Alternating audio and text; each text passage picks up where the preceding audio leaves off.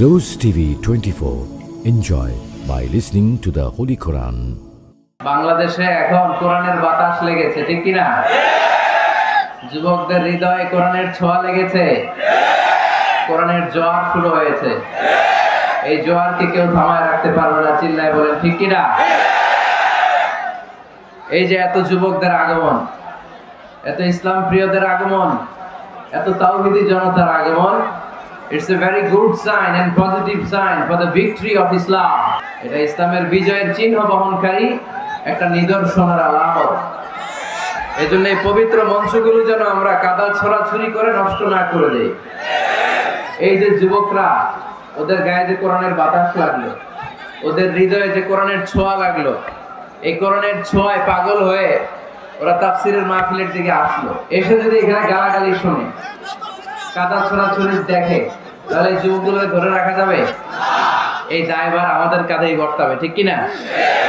এই জন্য আমরা যেন কাদা ছড়াছড়ি না করি, আমরা যেন মানুষকে আপন করে নিতে পারি। কোনো ভেদাভেদ নাই, আল্লাহর সামনে সবাই সমান, ঠিক কিনা? আল্লাহর হাবিব সাল্লাল্লাহু আলাইহি ওয়াসাল্লাম বলেছেন, লা ফাদলা লি আ'জামি আলাল আরাবি ওয়ালা আরাবি আলাল আ'জামি।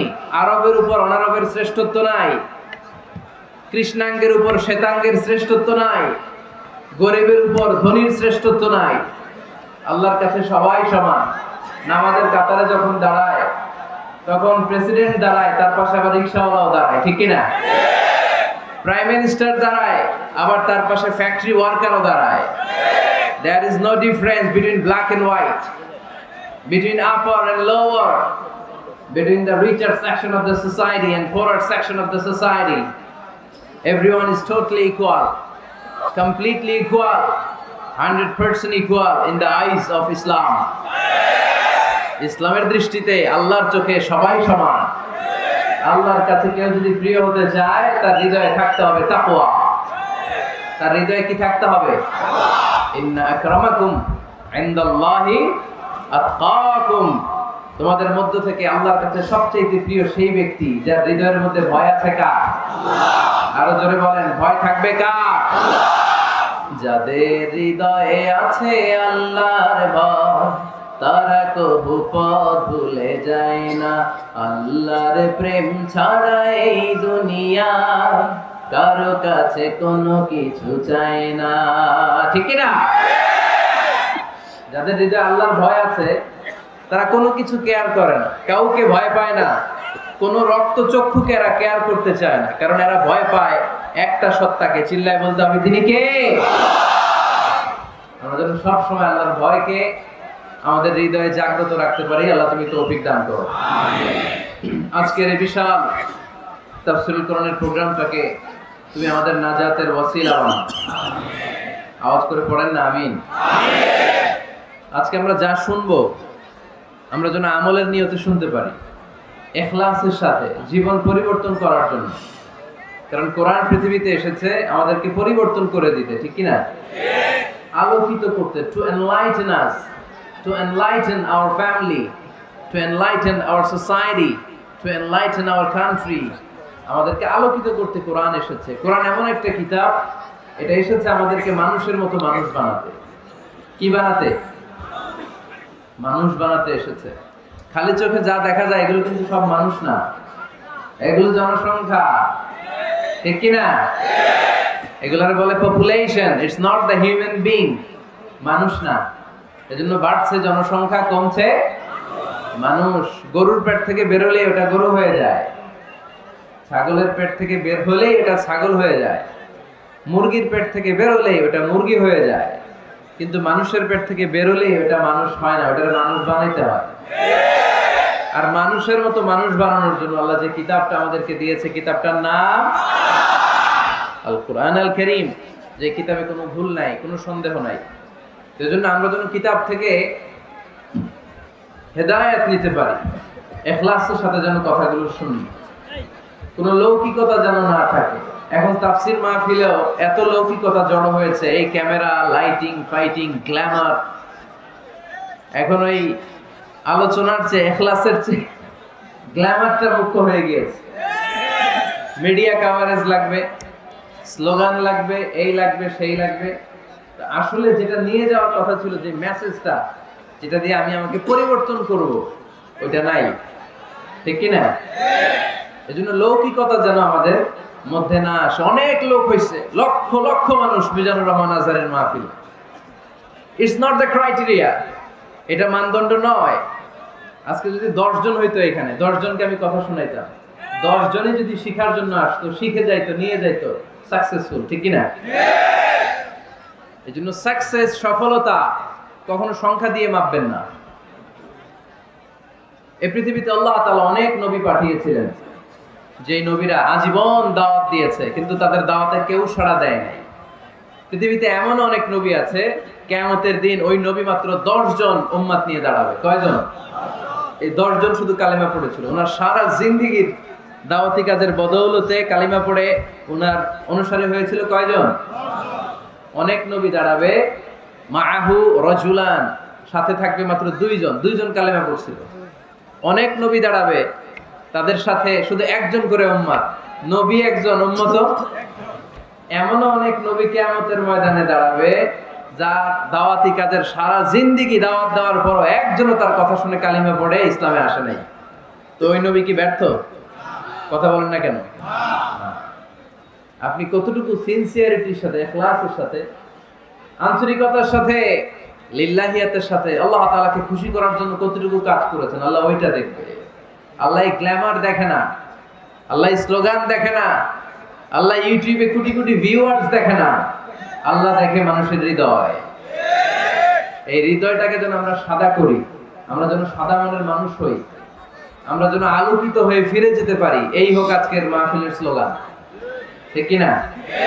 আল্লাহ তুমি সহি সমাজ দান করো। আরো জোরে পড়ি আমিন।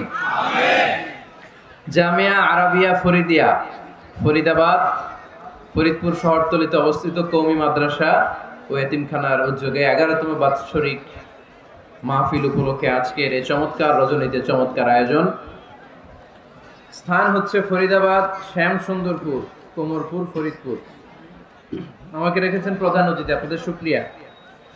আমার আগে কথা বলেছেন হযরত মাওলানা মুফতি আব্দুর রব ফরিদি দামাত বারাকাতুহুম আল আলিয়া, মুহাদ্দিস, জামিয়া দারুল হাবিব মাদ্রাসা, মিরপুর 11। হুজুর আছে? চলে গেছেন। চমৎকার কথা বলছিলেন, আমি শুনেছি সূরাতুল মুমিনুন থেকে, তাই না?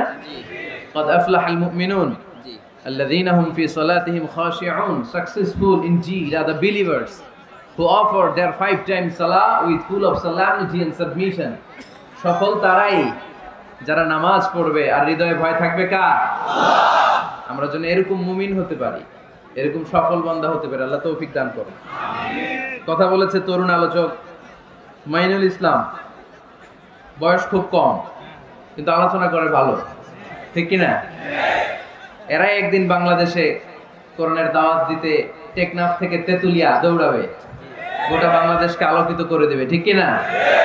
আমরা মঈনুল ইসলামের জন্য দোয়া করি, সেজন্য আরো চমৎকার কথা শোনাতে পারে আমাদেরকে। সঙ্গীত পরিবেশনা করেছে এম নেয়ামতুল্লাহ নিজামী, আনোয়ার হোসেন আজাদ। চমৎকার সঙ্গীত গায়, সমাজের অসঙ্গতিগুলো লিখে লিখে নিজেরাই সঙ্গীত বানায়, নিজেরাই গায়। আমরা তাদের জন্য দোয়া করি, আল্লাহ তাআলা তাদের কণ্ঠকে আরো দারাজ করে দিক।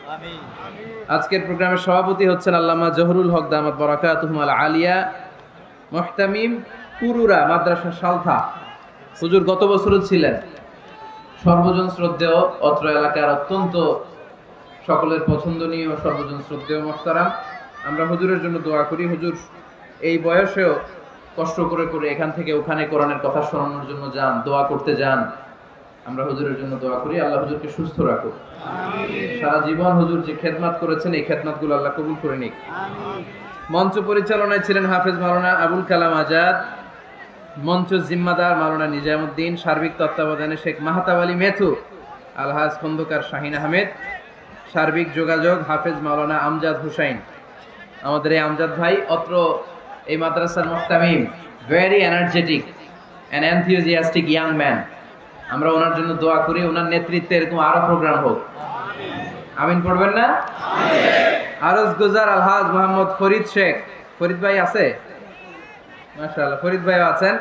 শেখ সাহেব অনেক কষ্ট করছেন। শেখ সাহেব আর শেখ সাহেবের ভাই ফরহাদ ভাই অনেক কষ্ট করে এই প্রোগ্রামের অ্যারেঞ্জ করেছেন। উপস্থিত আছেন আপনাদের অত্র থানার ওসি সাহেব, 3 জন এডিশনাল এসপি মহোদয় আছেন। আলহামদুলিল্লাহ, আলহামদুলিল্লাহ পড়বেন না?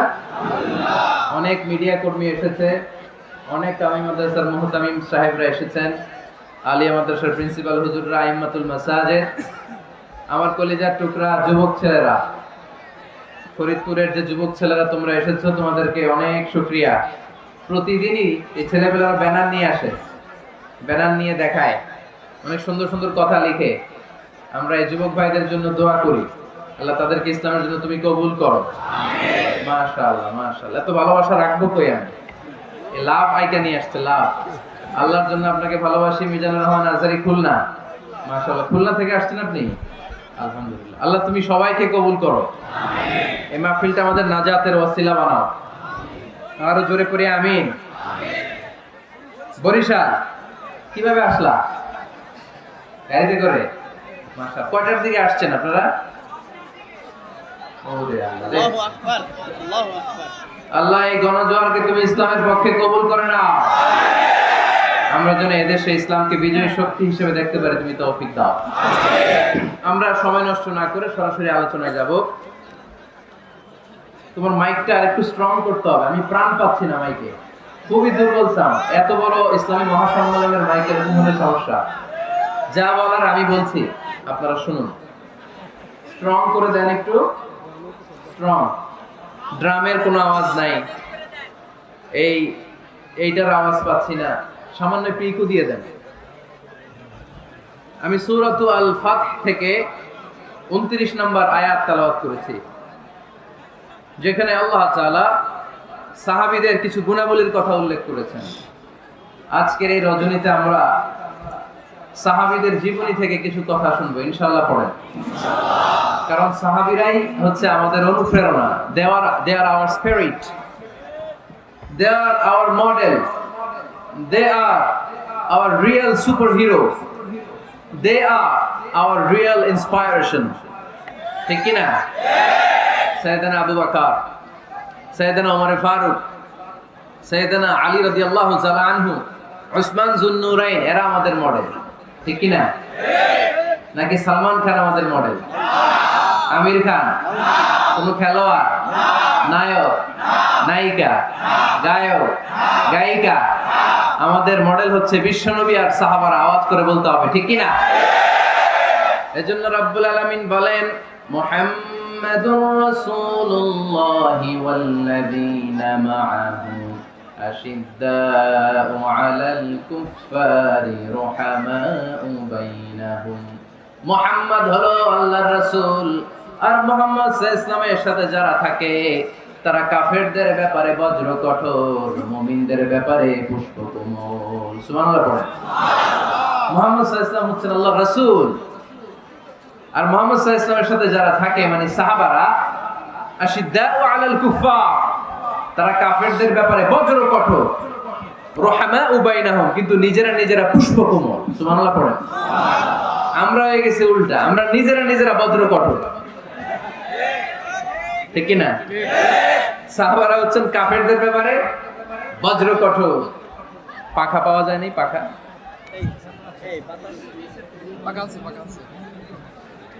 সাহাবারা কাফেরদের ব্যাপারে বজ্র কঠোর। বুঝে শুনে উত্তর দিবেন, কাদের ব্যাপারে? কাফেরদের ব্যাপারে। আর নিজেরা পুষ্পকোমল। আমরা তার উল্টো, আমরা নিজেরা বজ্র কঠোর। দেখা হইলেই বলে আপনি কোন পীরের মুরিদ, দেখা হইলে শুরুতেই বলে আপনি কোন দল করেন, আছে না নাই? আর কাফের ফতুয়া তো বলে লাভ নাই, আছে না নাই? আচ্ছা ভাই, আমরা সবাই ভাই। ইন্নামাল মুমিনুনা ইখওয়া ফাসলিহু বাইনা আখাওয়াইকুম। আমরা যে ভাই, এটা আমরা ভুলে গেছি। যেখানে ইসলাম আমাদেরকে শিখায় হিন্দুও তোমার ভাই, খ্রিস্টানও আমার ভাই, নাস্তিকগুলোও আমার ভাই, ঠিক কি না? ভ্রাতৃত্ব তিন ধরনের, একটা হচ্ছে উখুয়া আন-নাসাবিয়া, ব্লাড কানেকশনের ভাই, যেমন আমার মায়ের পেটের ভাই, সে উখুয়া নাসাবিয়া, আমার আপন ভাই, ঠিক কি না? দুই নম্বর ক্যাটাগরি হচ্ছে আমরা এখানে যারা আছি, এটাকে বলে আল উখুয়া আদ-দীনিয়া, দ্বীনি ভাই। আমরা একে অপরের কি ভাই? আমরা কেউ কাউকে চিনি এখানে? কোন আত্মীয়তার সম্পর্ক আছে? ব্লাড কানেকশন আছে? কিন্তু আমরা ভাই। আমার ভাইয়ের কিছু হলে আমার কষ্ট লাগে, ঠিক কি না? ফিলিস্তিনে আমার ভাইয়ের গায়ে আঘাত লাগলে আমার হৃদয়ে আগুন জ্বলে যায়, ঠিক কি না? আমার রোহিঙ্গা ভাইদেরকে যখন 1 মিলিয়ন রোহিঙ্গাকে যখন নিজ ভিটে মাটি ছাড়া করা হয়েছে, আমরা এটা সহ্য করতে পারি নাই, আমাদের রক্তক্ষরণ হয়েছে, জোরে বলেন ঠিক কি না? ইন্ডিয়াতে যখন আমার মুসলিম ভাইয়েরা আক্রান্ত হয়, আমরা এখান থেকে গর্জে উঠি, কারণ আমার দ্বীনি ভাই। 3 নম্বর ভ্রাতৃত্বের ক্যাটাগরি হচ্ছে আল উখুয়া আল ইনসানিয়া, হিউম্যানিটেরিয়ান রিলিজিয়ন। মানবিক দিক থেকে ভাই, সেই দিক থেকে হিন্দু আমার ভাই, ঠিক কি না? খ্রিস্টানও আমার ভাই, নাস্তিকও আমার ভাই। বলেন তো আমাদের আদি পিতার নাম কি? আদি মাতার নাম হাওয়া আলাইহিস সালাম। আদম আলাইহিস সালাম যে পিতা, শুধু আমার পিতা না, হিন্দুর পিতা। তাহলে আমাদের সবার বাপ একজন। গোটা বিশ্বের সবার বাবা কয়জন? সবার মা কয়জন? আমাদের কোরআন কয়টা? আমাদের প্রভু এক নবীর উম্মত, জীবন বিধানে ওই শিবানী কোরআন। তবে কেন এক নও হে মুসলমান, এক হও করিয়া আহ্বান।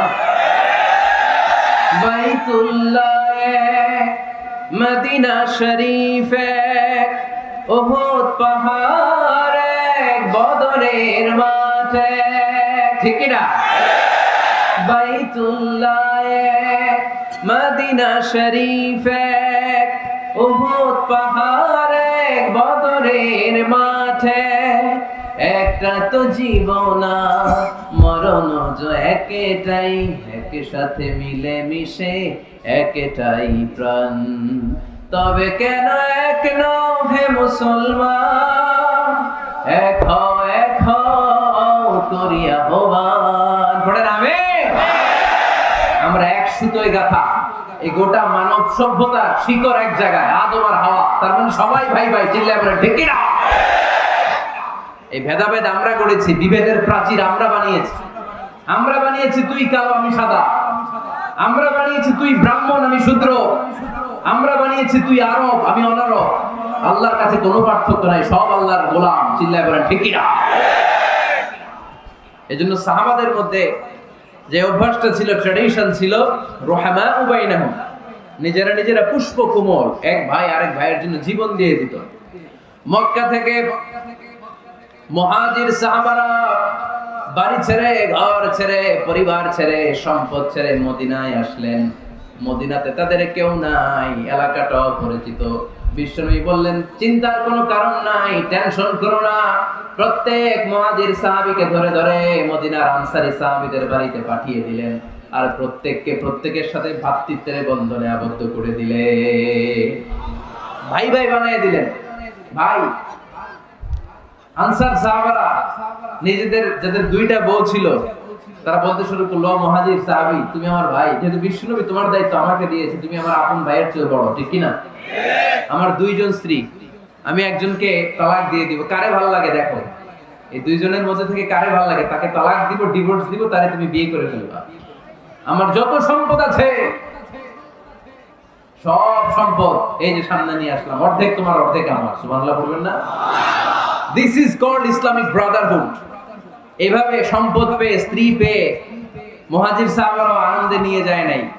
আব্দুর রহমান ইবনে আউফ রাদিয়াল্লাহু তাআলা আনহুকে যখন প্রস্তাব দেয়া হলো, আপনি আমার ভাই, আপনার দায়িত্ব বিশ্বনবী আমাকে দিয়েছে, আমার সব সম্পদের অর্ধেক নিয়ে যান, আমার একাধিক স্ত্রী আছে, কারে ভালো লাগে দেখেন, তালাক দিয়ে দিব, নিয়ে যান। উনি আনন্দের চোটে সব নিয়ে যায় নাই। আমরা পাইলে কি করতাম? হ্যাঁ, ধরেন আপনার বাড়ি ফরিদপুর, আপনি গেছেন চিটাগাং, একজন আপনার ভাই বানাই দিল, এখন বললো ভাই আমার দুই বউ, একটা আপনি নিয়ে যান, আমার 20 কোটি টাকা আছে ব্যাংকে, 10 কোটি আপনার।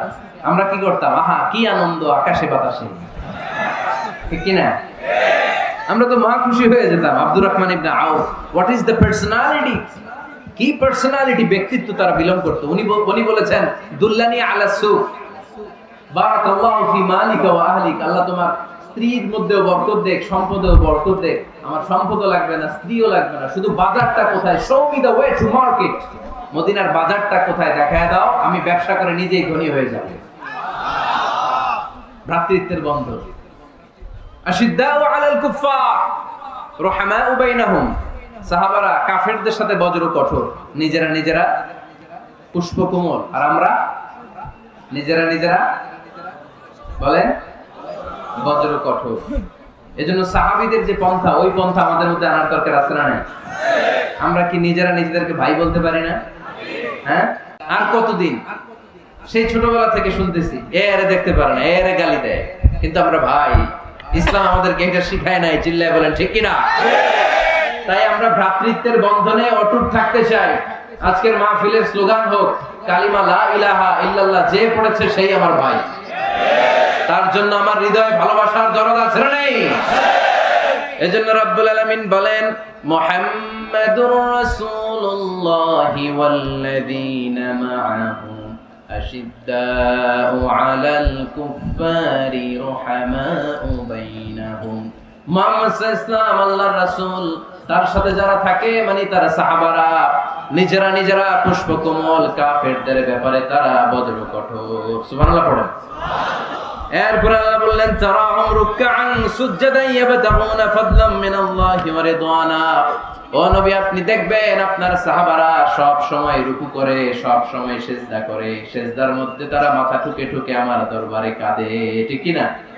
সাহাবাদের একটা বৈশিষ্ট্য হচ্ছে অবসর পেলেই ওনারা রুকু করতেন, সিজদা করতেন। আকরাবু মা ইয়াকুনুল আবদু মির রাব্বিহি ওয়া হুয়া সাজিদ ফাআকসিরু ফীহি দুআ। বান্দা যখন সিজদায় লুটিয়ে পড়ে, বান্দা তখন আল্লাহর সবচেয়ে কাছে চলে যায়। আমরা যখন সিজদা দেই তখন আল্লাহর কাছে চলে যাই। কখন কাছে চলে যাই? যখন কি দেই? আপাত দৃষ্টিতে মনে হয় আমার সিজদাটা মসজিদের টাইলসের উপরে পড়েছে, জায়নামাজের উপরে পড়েছে, মসজিদের কাতারের উপরে, মুসল্লার উপরে পড়েছে। কিন্তু আল্লাহর হাবিব বলেন তোমার সিজদাটা আল্লাহর কুদরতি পায়ের উপরে পড়েছে। সাহাবীরা সব সময় রুকু সিজদায় পড়ে থাকতেন, আল্লাহর কাছে তারা চাইতেন। তাই আমাদের মডেল হবে সাহাবা। আমাদের মডেল হবে কারা? আওয়াজ করে বলেন কারা? এই মেসেজটা বাড়িতে নিয়ে যেতে পারবেন তো? This is the first message I dropped today for the people of Faridpur. ফরিদপুরবাসীর জন্য আজকের আমার প্রথম মেসেজ, আমাদের মডেল হচ্ছে সাহাবারা। ঠিক কি না?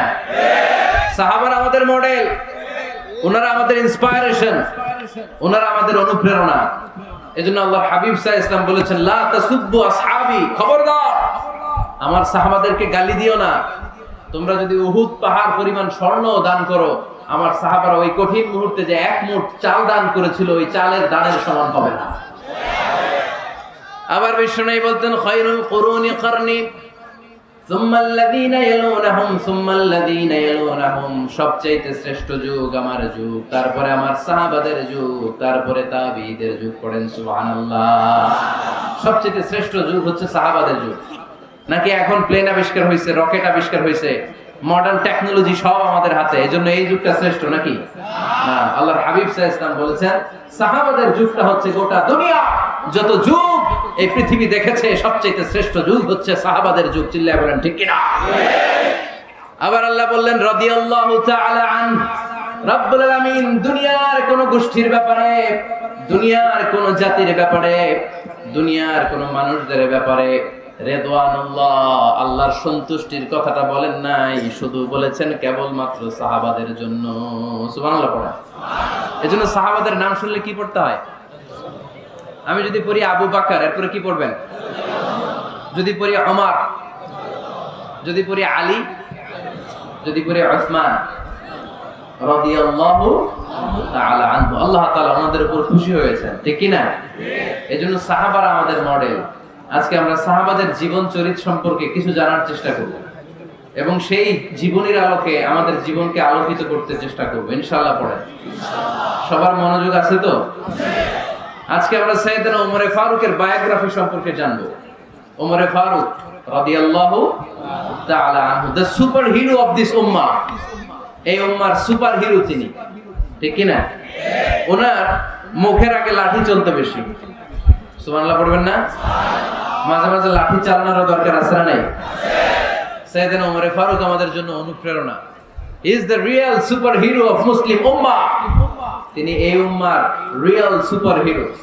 এজন্য ওনার জীবনী থেকে আমরা কিছু শিক্ষা নেওয়ার চেষ্টা করব ইনশাআল্লাহ। পড়েন সাইয়েদনা ওমর ফারুক কিভাবে ইসলাম ধর্ম গ্রহণ করলেন, কিভাবে বিশ্বনবীর প্রাণের কলিজার টুকরা হলেন, এটা দিয়ে আমরা শুরু করি। আল্লাহ তাআলা সাইয়েদনা ওমর ফারুকের হৃদয়ের মধ্যে 3টা ধাক্কা মেরেছেন, ঈমানের ধাক্কা। আওয়াজ করে বলতে হবে কয়টা? জোরে বলেন তো কয়টা? 3টা ঈমানি ধাক্কা। এক হচ্ছে বিশ্বনবীর দোয়ার ধাক্কা, এক কি? দোয়ার ধাক্কা। 2 হচ্ছে সূরা হাক্কা দিয়ে দিয়েছেন আল্লাহ এক ধাক্কা। সুবহানাল্লাহ পড়বেন না? 3 হচ্ছে সূরাতু তাহা দিয়ে আল্লাহ দিয়েছেন আরেকটা ধাক্কা। এই তিনটা ইমানি ধাক্কা যখন সাইয়েদনা ওমর ফারুকের হৃদয়ে লাগলো, উনি পড়তে আরম্ভ করেছেন আশহাদু আল্লা ইলাহা ইল্লাল্লাহ ওয়া আশহাদু আন্না মুহাম্মাদান আবদুহু ওয়া রাসূলুহু চিল্লায়ে পড়েন আল্লাহু আকবার। বিশ্বনবী মক্কায় বসে বসে তাহাজ্জুদের সালাত পড়ে আল্লাহর কাছে দোয়া করলেন, আল্লাহুম্মা আইজ্জাল ইসলাম বিআহাব্বির রাজুলাইনি ইলাইক। ও আল্লাহ, দুইজন লোকের নাম বলবো, দুইজনের দরকার নেই, এই দুইজনের একজনকে আপনি ইসলামের সুশীতল ছায়া তোলে এনে ইসলামকে বিজয় দান করে দেন। মুহূর্তের মধ্যে দোয়াটা কবুল করে নিয়েছে কে? আল্লাহ। বিশ্বনবী বললেন, আল্লাহ দুইজনের নাম বলবো আজকের দোয়ায়। আবি জাহাল ইবনে হিশাম, হয়তো হিশামের বেটা আবু জাহেলকে আপনি ইসলামের ভিতরে নিয়ে আসেন, কিংবা ওমর ইবনুল খাত্তাব, খাত্তাবের বেটা ওমরকে আপনি ইসলামের ছায়া তলে নিয়ে আসেন। ওমরে ফারুকের জন্য দোয়াটা কবুল করে নিয়েছে কে? মক্কার যে অবস্থা, আল্লাহর হাবিব সাল্লাল্লাহু আলাইহি ওয়াসাল্লাম বুঝলেন মক্কার এই দুইজনের একজন যদি আমার সাথে না থাকে তাহলে মক্কায় দাওয়াতি কাজ চালিয়ে যাওয়া যাবে না। আল্লাহ বললেন, আল্লাহ বেশি চাই না, এই দুইজনের একজন, হয় আবু জাহেল নয় ওমর, হয় আবু জাহেল নয় ওমর। বিশ্বনবী যখন দোয়া করলেন, এই দোয়ার একটা ঈমানি ধাক্কা, নূরানি ধাক্কা সাইয়েদনা ওমর ফারুকের হৃদয়কে স্পর্শ করে ফেলল। দোয়া ইজ লাইক এ মিসাইল। এই যে আমরা দোয়া করি, এটা মিসাইলের মতো। যুদ্ধে মিসাইল হামলা করে না? মিসাইল হামলা করার পরে এই মিসাইল লক্ষ্য বস্তুতে যে ভেদ করে, ঠিক কি না? তেমনি দোয়ার মতো যদি আপনি দোয়া করতে পারেন, আপনি যেই জন্য দোয়া করেছেন ঠিক ওই জায়গায় যে আপনার দোয়া স্পর্শ করে। সুবহানাল্লাহ পড়বেন না? বিশ্বনবীর দোয়ার মাধ্যমে প্রথমে সাইয়েদনা ওমর ফারুকের হৃদয়ে এক ধাক্কা লাগলো। দুই নম্বরে রব্বুল আলামিন সূরাতুল হাক্কা দিয়ে ওমর ফারুকের হৃদয়ের মধ্যে দিলেন এক ধাক্কা। পড়েন আল্লাহু আকবার। কোরআনের ভেতরে সূরাতুল হাক্কা নামে একটা সূরা আছে না নাই? আল হাক্কাতু মাল হাক্কা ওয়া মা আদরাকা মাল হাক্কা। পড়েন আল্লাহু আকবার। বিশ্বনবী যখন দোয়া করলেন, ওই দোয়া যখন সাইয়েদনা ওমর ফারুকের হৃদয়ে স্পর্শ করলো, সাইয়েদনা ওমর ফারুক সব সময় বিশ্বনবীরে ফলো করতে আরম্ভ করলেন। বিশ্বনবী ডানে গেলে লুকিয়ে লুকিয়ে ওমর ফারুক ডানে যায়, বিশ্বনবী বায়ে গেলে লুকিয়ে লুকিয়ে ওমর ফারুক বায়ে যায়। বিশ্বনবী একবার মসজিদুল হারামে যে নামাজ পড়তে শুরু করলেন, ওমর ফারুক তখন বিশ্বনবীর পিছু পিছু ছদ্মবেশে পেছন থেকে যে বিশ্বনবী কিভাবে নামাজ পড়ে দেখতে শুরু করলেন। বিশ্বনবী ইন দা মিন টাইম এশারা নামাজে আল হাক্কাতু মাল হাক্কা তেলাওয়াত শুরু করে দিলেন। আল হাক্কাতু মাল হাক্কা তেলাওয়াত শুরু করে দিলেন। তেলাওয়াত করতে করতে বিশ্বনবী যখন তেলাওয়াত করতেছে, ওমর ফারুক এরকম দুলতেছে আর মজা পাচ্ছে। ওমিয়া বিশ্বনবীর কণ্ঠ বুঝি আমার মতো কণ্ঠ, আপনার মতো কণ্ঠ, আহমদ বিন ইউসুফের কণ্ঠ, আব্দুল বাসিতের কণ্ঠ না। বিশ্বনবীর গলায় যে কি সুরের ঝংকার আল্লাহ দিয়েছেন, কি সুরের লহরী আল্লাহ দিয়েছেন, একবার যে শুনতো পাগল হয়ে যেত। আল্লাহু আকবার। বিশ্বনবী সূরা হাক্কা মন্ত্রমুগ্ধ তেলাওয়াতে, মন্ত্রমুগ্ধ সুর দিয়ে, মন্ত্রমুগ্ধ কণ্ঠ দিয়ে তেলাওয়াত করতে লাগলেন। এশার সালাতে ওমর ফারুক তুলতে লাগলেন। ওমর ফারুক যত শুনেন অবাক হয়ে যায়, যত শুনেন অবাক হয়ে যায়, যতই শুনে অবাক। কিরে? কারণ তিনি আরবি ভাষা বুঝতেন। এত সুন্দর শব্দের গাঁথনি, এত প্রাঞ্জল বর্ণনা, এত সুন্দর অন্তমিল, এটা কবিতা না হয়ে পারে না। উনি মনে মনে ভাবলেন, এটা মনে হয় কবিতা। It might be poem, it could be poem. Muhammad মনে হয় কবি হয়ে গেছে, তার কাব্য প্রতিভা দিয়ে সে এটা বানিয়েছে। তা না হলে এত সুন্দর কথা, এটা কবিতা না হয়ে পারে। ইন দ্য মিন টাইম বিশ্বনবী কিন্তু দেখতেছে না যে পেছনে ওমর। বিশ্বনবী তেলাওয়াত করছিলেন। ইন দ্য মিন টাইম বিশ্বনবী পড়ছিলেন, ওমা হুয়া বিকাউলি শাইরিন কলিলাম মা তুমিনুন। এই আয়াতের অর্থ হলো এটা কোনো কবির কথা নয়, খুব অল্প সংখ্যক লোকই তোমরা ঈমান আনো। সুবহানাল্লাহ পড়ো। এটাকে বলে কোইনসিডেন্ট। কোইনসিডেন্ট হুট করে অনেক সময় মিলে যায়, যায় কি যায় না? আপনি একজনের কথা ভাবতেছেন ভাবতেছেন, বাজারে গেলেন, বাজারে যেই দেখেন ওই লোকটা দাঁড়ায় আছে। এরকম হয় কি হয় না? কোইনসিডেন্ট। ওমর ফারুক মনে মনে যেটা ভাবতেছে ওই কথা দিয়ে বিশ্বনবী তেলাওয়াত করতেছে। আল্লাহু আকবার। বিশ্বনবী যে আয়াত তেলাওয়াত করছিলেন, আয়াতের অর্থ হলো এটা কোনো কবির বানানো কবিতা না। খুব অল্প সংখ্যক লোকই তোমরা ঈমান আনো। ওমর ফারুক আটকে উঠলেন, থমকে দাঁড়ালেন। ঘটনা কি? আমি মনে মনে ভাবলাম, কি রে, এত সুন্দর কথা, এটা তো মানুষের কথা হতে পারে না, এটা নিশ্চয়ই কবিতা, কবির কথা। কিন্তু মুহাম্মদ এখন আবার পড়তেছে ওমা হুয়া বিকাউলি শাইর, এটা কোন শায়েরের, কবির কথা নয়। কলিলাম মা তুমিনুন, অল্পই তোমরা ঈমান আনো। তার মানে আমার মনে যা চলে মুহাম্মদ এটা টের পায়। মুহাম্মদ গণক, নাউজুবিল্লাহ পড়বেন না? মুহাম্মদ অনেক বড় মাপের একজন গণক। মানুষের হৃদয়ে কি চলে, মনে মনে কি ভাবে, মুহাম্মদ না দেখেও বলে দিতে পারে। ইন দা মিন টাইম বিশ্বনবী পরের আয়াতে পড়লেন ওয়ালা বিকাউলি কাহিনিন কলিলাম মা তাযাক্কারুন। এই আয়াতের অর্থ হলো এটা কোনো গণকের বানানো গণনা নয়, খুব অল্প সংখ্যক লোকই তোমরা উপদেশ হিসেবে এটাকে মানো। সুবহানাল্লাহ পড়েন। এবার আর ওমর ফারুকের সহ্য হয় না, কি আজীব তামাশা। প্রথমে মনে করলাম কবিতা, মুহাম্মদ কয় কবি না, সে কবি না, এটা কবিতা না। তারপর ভাবলাম সে গণক, সে আয়াত পরে পরে বলে দিল এটা গণনা নয়, তাহলে এটা কি? এটা কি কবিতাও না, গণনাও না, তাহলে এটা কি? বিশ্বনবী তখন বললেন তানজিলুম মির রাব্বিল আলামিন। সুবহানাল্লাহ পড়েন। পরের আয়াত ছিল তানজিলুম মির রাব্বিল আলামিন। এটা দুনিয়ার কোন কবির বানানো কবিতা না, এটা কোন গণকের গণনা না, এটা কোন সাহিত্যিকের বানানো সাহিত্য নয়, এটা মহাবিশ্বের পরিচালক রব্বুল আলামিনের কাছ থেকে পাঠানো কিতাব কোরআন। সূরা হাক্কার ধাক্কায় ওমর ফারুক কাইত। প্রথমে ধাক্কাটা লাগলো যে দোয়া। বিষ্ণুবী তাহাজ্জুদে কেঁদে দোয়া করলেন, আল্লাহ হয় আবু জাহেলের দিবা নাইলে ওমরের দিবা। ওই দোয়া ওমর ফারুকের হৃদয়ে ছোঁয়া লেগেছে। এরপর হাক্কা, সূরাতুল হাক্কা দিয়ে দিলে এক ধাক্কা। এই ধাক্কা খেয়ে উথাল পাথাল হৃদয়ের মধ্যে, হায় রে এ কি বাণী, এ কেমন কথা, কে মুহাম্মদ? তারপরে শয়তানের ওয়াসওয়াসা আছে না নাই? আল্লাহ বলে যতই ওয়াসওয়াসা ওমরকে দেয়া হোক, আমি ওমরে ফারুককে মুসলিম উম্মতের সেনাপতি বানিয়ে ছাড়বো, আমি সেনাপতি বানাবো। এবার 3 নাম্বার ডোজ। ডাক্তারের কাছে গেলে প্রথমে দেখবেন সিম্পল ডোজ দেয়, নরমাল ওষুধ, এটাতে কাজ না হলে ডোজ বাড়ায়, একেবারে কাজ না হলে অ্যান্টিবায়োটিক মারে, আছে না নাই? আল্লাহ প্রথমে দোয়ার ছোঁয়া লাগালেন, তারপর সূরা হাক্কা দিয়ে ধাক্কা মারলেন, এরপরে রব্বুল আলামিন বলেন এবার 3 নাম্বার ডোজ সূরা তাহা দিয়ে আমি তোমার হৃদয়টারে উজালা বানায় দেব রে ওমর। শয়তান ওদিক দিয়ে ওয়াসওয়াসা, খেলা দুই দিক থেকে চলতেছে। আল্লাহ তাআলা হেদায়েতের রাস্তায় টানছে, শয়তান জাহান্নামের দিকে টানছে। ঘোষণা দেয়া হলো মক্কায়, মুহাম্মদের মাথা কেটে এনে দিলে এত এত স্বর্ণ মুদ্রা দেয়া হবে।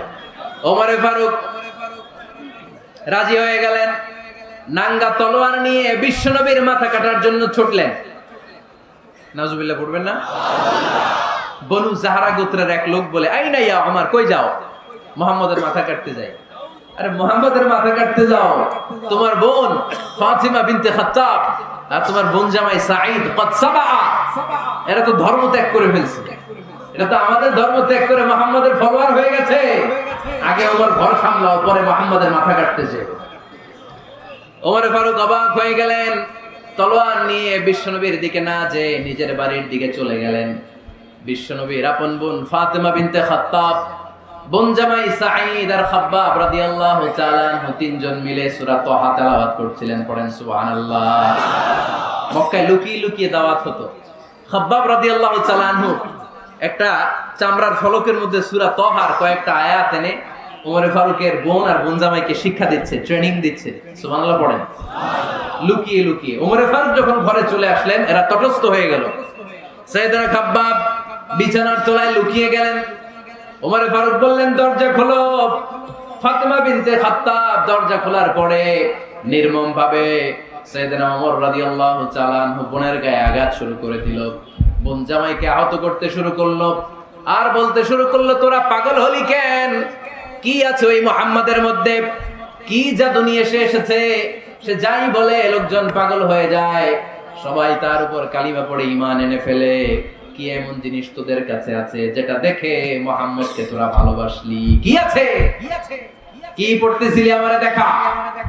ফাতেমা বলে, ইন্নাকা রিজসুন লা ইয়ামাসসুহু ইল্লাল মুতাহহারুন। ও আমার ভাই ওমর, তুমি নাপাক। তুমি কি? লা ইয়ামাসসুহু ইল্লাল মুতাহহারুন, পবিত্রতা অর্জন না করে এই কোরআন ধরা যায় না। সুবহানাল্লাহ পড়েন। ওমরে ফারুক গোসল করে আসলেন, কারণ ধাক্কা তো আগে কয়েকটা খাইছে, কথা বোঝেন নাই বোধহয়। প্রথমে দোয়ার ধাক্কা, পরে কোন সূরা দিয়ে ধাক্কা? হাক্কা দিয়ে ধাক্কা। 3 নম্বরে এখন আরেকটা ধাক্কা খাবে। গোসল করে আসলেন, ফাতেমা বিনতে খাত্তাব বললেন, গোসল যখন করে এসেছেন এই নেন। ওমরে ফারুক এবার চামড়ার কাপড়ের মধ্যে সূরা তহার প্রথম আয়াতের দিকে নজর করলেন, নজর করেই কোরআনের প্রেমে পড়ে গেলেন। পড়েন সুবহানাল্লাহ।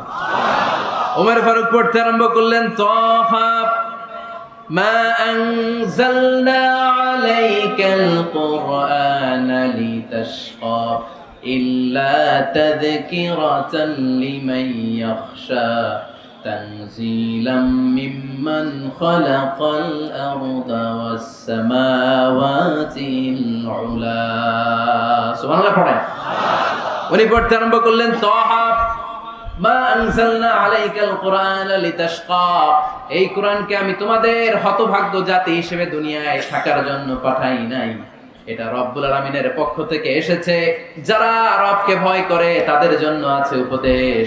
যিনি আকাশ বানিয়েছেন, জমিন বানিয়েছেন, ওই আল্লাহ তাআলা নিজেই এই কোরআন পাঠিয়েছে। আওয়াজ করে পড়তে হবে আল্লাহু আকবার। উনি খুব ভালো আরবি জানতেন। সূরা তাহা পড়ার পরে আর ধৈর্য ধারণ করতে পারে না। ওমর ফারুক ছোট্ট বাচ্চার মতো কান্না শুরু করে দিলেন। আল্লাহু আকবার। সূরা তাহাটা হাতে নিয়ে, তলোয়ারটা হাতে নিয়ে বিশ্বনবীর দিকে ছুটতে আরম্ভ করলেন। আইনা মুহাম্মদ, কোথায় মুহাম্মদ? তোমরা আমাকে মুহাম্মাদের কাছে নিয়ে চলো। বিশ্বনবী তখন সাফা পাহাড়ের পাদদেশে দারুল আরকাম ইবনে আলকামের ঘরে লুকিয়ে লুকিয়ে কোরআনের দাওয়াত দিতেন। ওমরে ফারুককে পাগলের মতো ছুটে আসতে দেখে বিশ্বনবীর চাচা হামজা ইবনে আব্দুল মুত্তালিব বলল, নবী আপনি পালান, ওই যে খাত্তাবের বেটা ওমর আপনাকে অপমান করার জন্য, আক্রমণ করার জন্য তেড়ে এসেছে। সাহাবীরা বললেন, নবী আপনি পালিয়ে যান, আমরা সামাল দেব।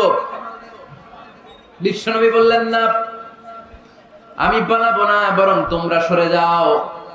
ওমর ইবনে খাত্তাবকে আমার দরবার পর্যন্ত আসতে দাও।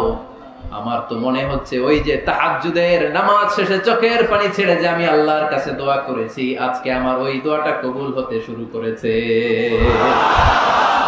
আমার তো মনে হচ্ছে আমার দোয়া কবুল হবে, আসতে দাও। ওমর ফারুক এসে বললেন, আশহাদু আল্লা ইলাহা ইল্লাল্লাহ ওয়া আশহাদু আন্না মুহাম্মাদান আবদুহু ওয়া রাসূলুহু, আমি সাক্ষ্য দিলাম আল্লাহ ছাড়া কোনো ইলাহা নাই, নিশ্চয়ই আপনি আল্লাহর প্রেরিত বান্দা এবং রাসূল। পড়েন সুবহানাল্লাহ।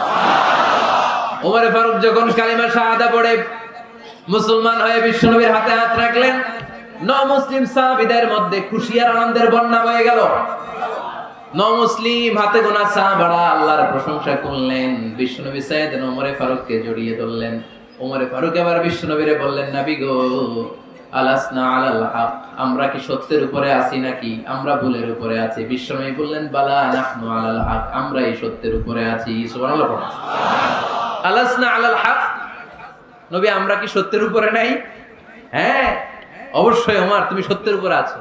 ওমর ফারুক বললেন, তাহলে ফাফিমাল ইখতিফা, তাহলে লুকায় লুকায় আর দাওয়াত দেব কেন? আমি তো কালিমা পড়ে ফেলছি, আসেন আমার সাথে বের হই। ফাফিমাল ইখতিফা, আর লুকায় লুকায় কেন? আসেন আমরা বাইরে বের হই। বিশ্বনবী বললেন, ওমর এটা মাক্কি জীবন, এখানে আমরা একটু গোপনে গোপনে দাওয়াত দিতে চাই। ওমরে ফারুক বলে, না, আমার দায়িত্ব, আমি একটা মিছিল দিতে চাই নবী। আল্লাহর নামের তাকবীর দিতে দিতে দারুল আরকাম থেকে শুরু করে মসজিদুল হারাম পর্যন্ত একটা মিছিল দিয়ে আমি মক্কা কাঁপায়া দেব। অনুমতি দেন। বিশ্বনবী দিতে চায় না। ওমর ফারুক অনেক বুঝানোর পরে স্বল্প পরিসরের একটা অনুমোদন পাওয়া গেল বিশ্বনবী সাল্লাল্লাহু আলাইহি ওয়াসাল্লামের কাছ থেকে। কিন্তু মিছিল যে দিবে, মিছিলের জন্য লোকের দরকার আছে না নাই? এখানে লোক নাই, আমি একাই মিছিল দিতেছি। এটা জমবে, মিছিল জমবে। খুঁজে উনি 11 জন মুসলিম সাহাবা পেলেন। কয়জন? ওমর ফারুক বললেন, 11 জনই শহীদ। এই 11 জন নিয়ে আমি আল্লাহর নামের তাকবীর দিব। 2 লাইন করলেন। কয় লাইন? 2 লাইন। পেছনে 6 জন, আর এই লাইনের নেতা বানালেন বিশ্বনবীর চাচা হামজাকে রাদিয়াল্লাহু তাআলা আনহু।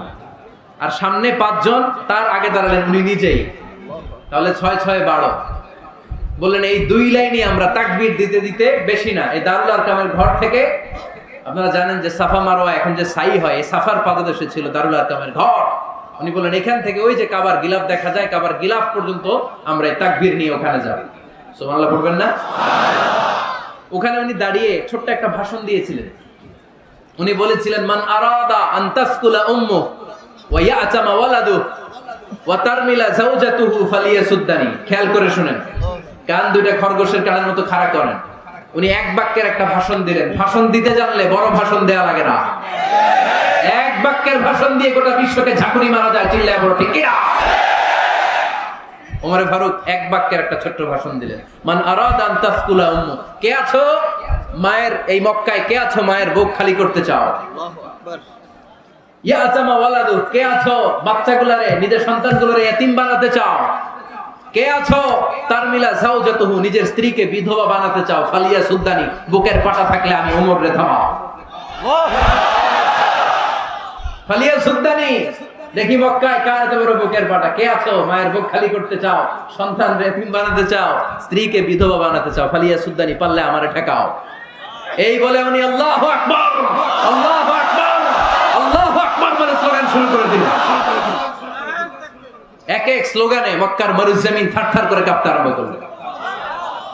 এই মিছিল মক্কার কেউ দেয় না। মিছিলের আওয়াজ শুনে আবু জাহেল বাইরিস, উতবা বাইরিস, শাইবা, ওয়ালিদ ইবনে মুগীরা সব বের হয়েছে। কি রে, আমার এলাকায় এত বড় স্লোগান, কার এত সাহস? বের হয়ে দেখে মিছিলের সামনে ওমর। ওমর রে দেখে দিছে এক দৌড়। কারণ ওমরে ফারুককে থামানোর মতো বাপের বেটা মক্কায় দ্বিতীয়টা কেউ ছিল না। আওয়াজ করে বলেন ঠিক কিনা? ওমরে ফারুক আল্লাহু আকবার বলে স্লোগান দিতে দিতে মসজিদুল হারামের ভেতরে ঢুকে গেল। কাবার গিলাফ ধরার পরে সেদিন মিছিল থেমেছে ওই আল্লাহর নামের স্লোগান। সেদিন কেউ থামাতে পারে নাই, কিয়ামত পর্যন্ত কেউ থামাতে পারবে না। চিল্লায় বলো ঠিক কিনা?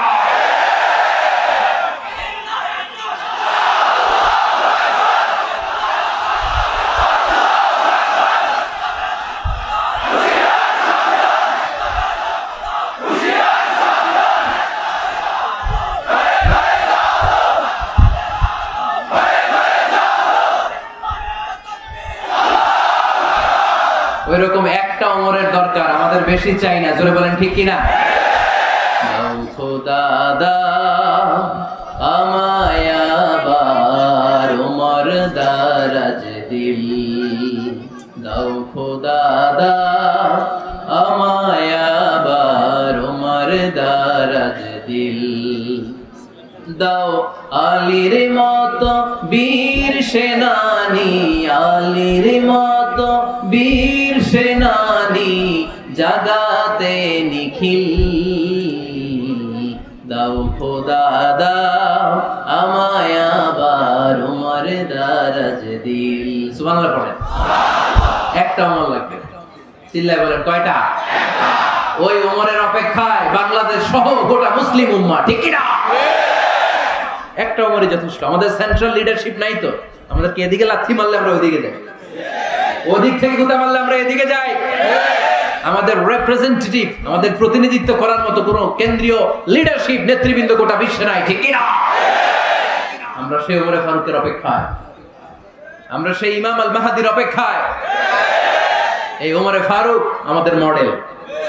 ঠিক কি না? থার্ড ইন পজিশন এই পুরো উম্মতের মধ্যে ওনার পজিশন নাম্বার 3। 1 নাম্বার পজিশন বিশ্বনবী কার? 2 নাম্বার পজিশন কার? আবু বকর। 3 নাম্বার পজিশন কার? ওমর ফারুক। বিশ্বনবী বলতেন লা নবিয়্যা বা'দি, লা নবিয়্যা বা'দি, আমার পরে কোনো নবী নাই। ওয়ালা রাসূলা, আমার পরে কোনো রাসূলও নাই। আমার নবীর পরে আর কোনো নবী আছে? আমার নবীর পরে আর কোনো রাসূল আছে? এই যে কাদিয়ানী যে একটা সম্প্রদায় আছে, এরা কি মুসলিম নাকি অমুসলিম? মুসলিম সম্প্রদায়ের সাথে এদের কোনো সম্পর্ক নাই। চিল্লা বলেন ঠিক কিনা? এরা যদি মুসলমান হতে চায়, আমার নবী দ্য লাস্ট মেসেঞ্জার বিশ্ব নবীকে খাতামুন নবী হিসেবে সংবাদ সম্মেলন করে গোটা বিশ্বকে জানাই দিতে হবে। তারপরে তাদেরকে আমরা মুসলিম হিসেবে স্বীকৃতি দিব। চিল্লা বলেন ঠিক কিনা? তা না হলে তারা কোন ধর্মের এটাকে জানাই দিতে হবে। No inferiority complex, no identity crisis. Identity ক্রাইসিসে থাকা যাবে না। আপনারা কোন ধর্মের এটা জানাই দেন। আপনারা বিশ্ব নবীরও শেষ নবী মানবেন না, আবার মুসলিম বলেও নিজেদেরকে ট্যাগ লাগাতে চাইবেন। সাধারণ মুসলমানরা এটা এই ধোঁকাবাজি মানে না, চিল্লায় বলেন ঠিক কিনা? আমার নবীর পরে কোনো নবী নাই, আমার রাসূলের পরে কোনো রাসূল নাই, ঠিক কিনা? আল্লাহর হাবিব বলতেন লাউ কানা বাদি নাবিয়্যুন লাকানা উমর, তবে আমার পরে যদি নবী হওয়ার যোগ্যতা কারো থাকে আমার ওমরের ওই যোগ্যতা আছে। সুবহানাল্লাহ পড়েন।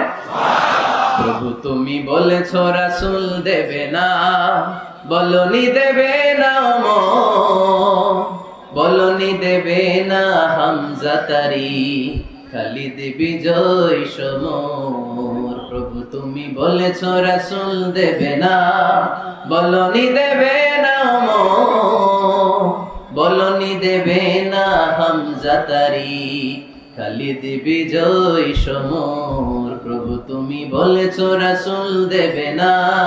সুবহানাল্লাহ পড়েন। এজন্য আমরা একটা ওমর চাই। কয়টা? বেশি লাগবে? নেতার মতো নেতা কয়টা লাগে? জোরে বলেন কয়টা? Enough, that's enough. Omar Farooq, our super hero. ওনার সাথে বিষ্ণু ইসলামের মোসাহারার সম্পর্ক ছিল। ওমর ফারুক যে বিশ্বনবীর শ্বশুর এটা অনেকে জানেই না।